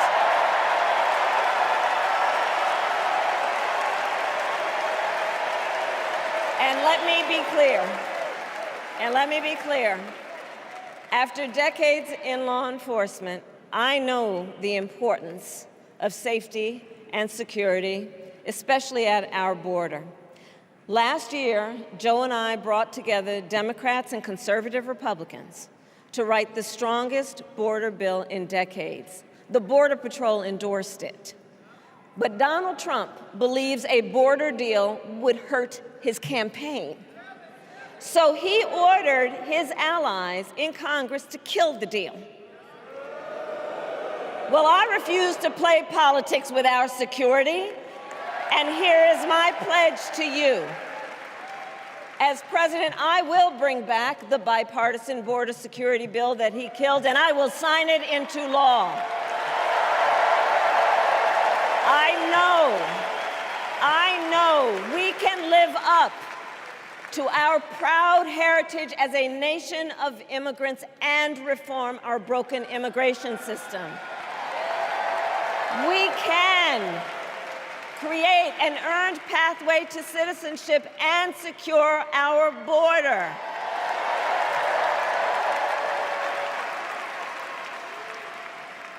And America, we must also be steadfast in advancing our security and values abroad.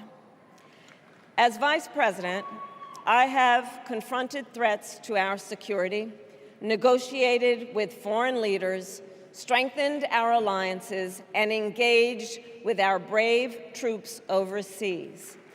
As Commander-in-Chief, I will ensure America always has the strongest, most lethal fighting force in the world. And I will fulfill our sacred obligation to care for our troops and their families, and I will always honor and never disparage their service and their sacrifice.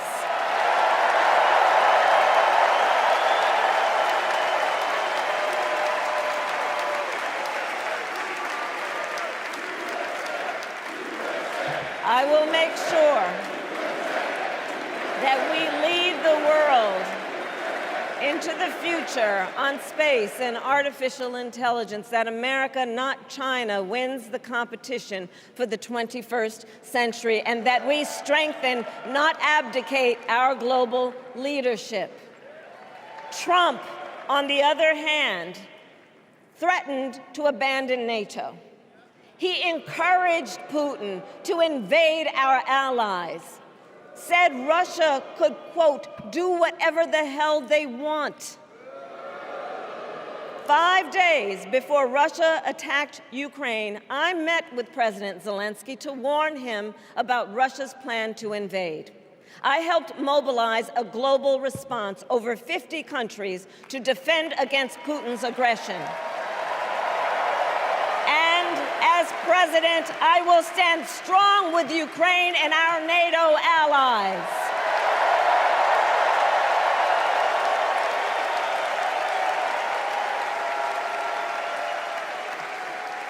With respect to the war in Gaza, President Biden and I are working around the clock, because now is the time to get a hostage deal and a ceasefire deal done.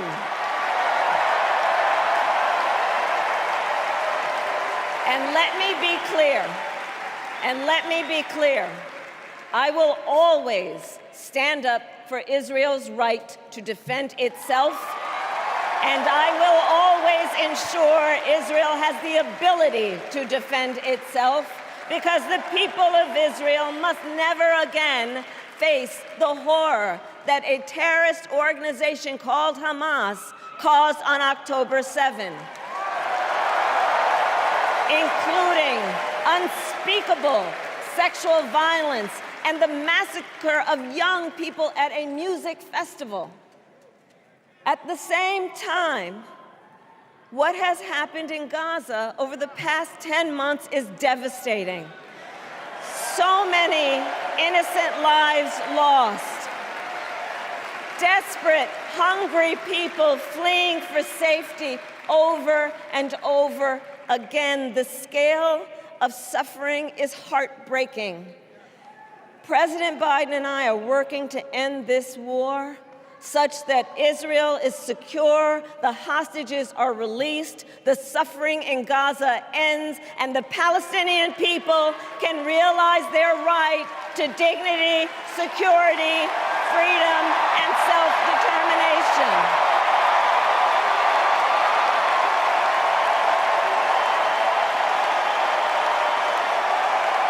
And know this, I will never hesitate to take whatever action is necessary to defend our forces and our interests against Iran and Iran-backed terrorists. I will not cozy up to tyrants and dictators like Kim Jong-un, who are rooting for Trump,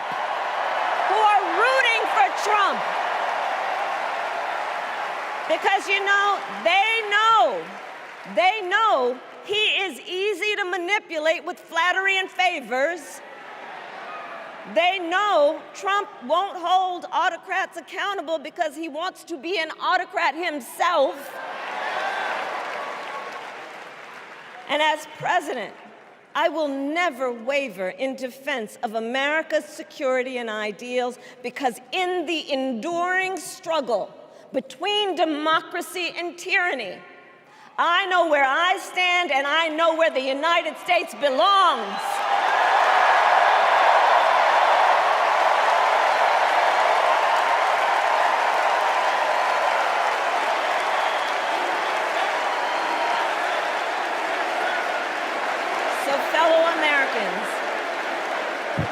Fellow Americans,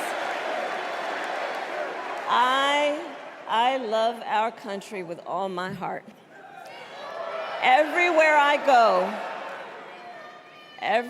go, in everyone I meet, I see a nation that is ready to move forward, ready for the next step in the incredible journey that is America.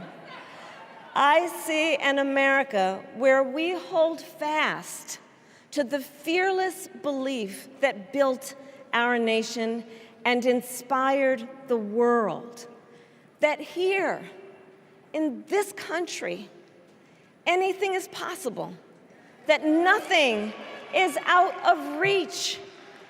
An America where we care for one another, look out for one another, and recognize that we have so much more in common than what separates us. That none of us has to fail for all of us to succeed. And that in unity there is strength. You know, our opponents in this race are out there every day denigrating America, talking about how terrible everything is. Well, my mother had another lesson she used to teach. Never let anyone tell you who you are. You show them who you are. America, let us show each other and the world who we are and what we stand for. Freedom, opportunity, compassion, dignity, fairness, and endless possibilities.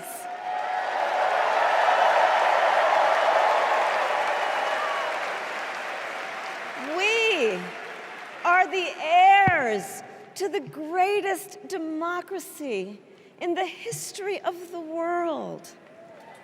And on behalf of our children and our grandchildren and all those who sacrificed so dearly for our freedom and liberty, we must be worthy of this moment. It is now our turn to do what generations before us have done, guided by optimism and faith, to fight for this country we love, to fight for the ideals we cherish, and to uphold the awesome responsibility that comes with the greatest privilege on earth, the privilege and pride of being an American.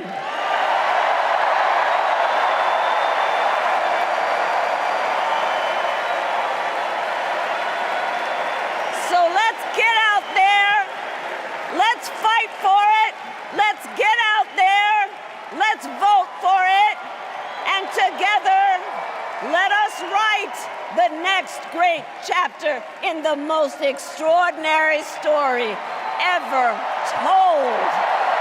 Thank you. God bless you, and may God bless the United States of America. Thank you all.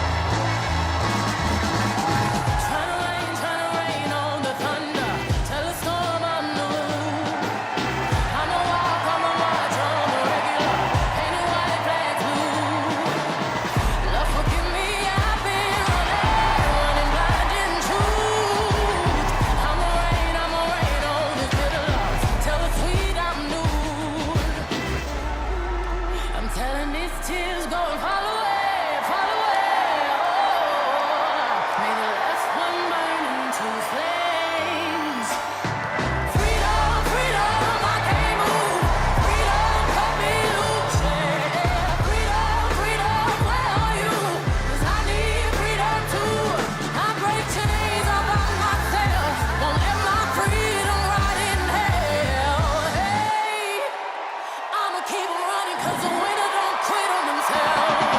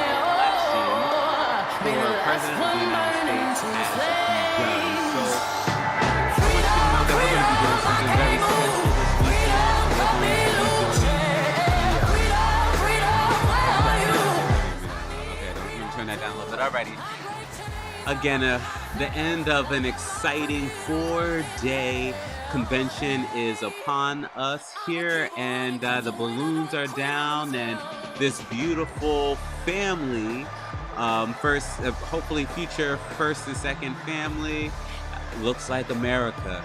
And I think, it's very hard to really change minds in this divided political environment, but I think for people who wanted an opportunity to hear about Kamala from Kamala, that's what they got, and I expect to see a significant bump in polls from here. That by no means means that she is going to win this election, but it's going to be a tight race, and Trump is going to have to do something different. But anyway, what I was trying to say earlier was that we're going to be doing something special this weekend. Saturday, 11 a.m. Eastern Time, we're going to be doing the premiere of the DNC Recap Remix. Okay, now this was already a soulful, hype event here, but once we remix it and flip it and reverse it for you, it's going to be even more soulful, even more empowering. It's going to be more clear, because I know a lot of people have jobs and stuff, and did not have time to dedicate about 5 hours for the last 4 days for this. So I appreciate everybody that's tuned in today. If you tuned in on some of the other days, I appreciate you even more. If you haven't, consider visiting iconcitynews.com. is where we do our inclusive urban cultural commentary. So it's more than politics, and we specialize in localities. We do national stuff, but we specialize in Philadelphia, Southern California, and Atlanta, the stories of their local politicians, local businesses, local artists, and stuff like that. So I hope to see you over there, iconcitynews.com, or at iconcitynews on any of those social media platforms. Thank you so much for watching today. You have a great day, and cheers to the future.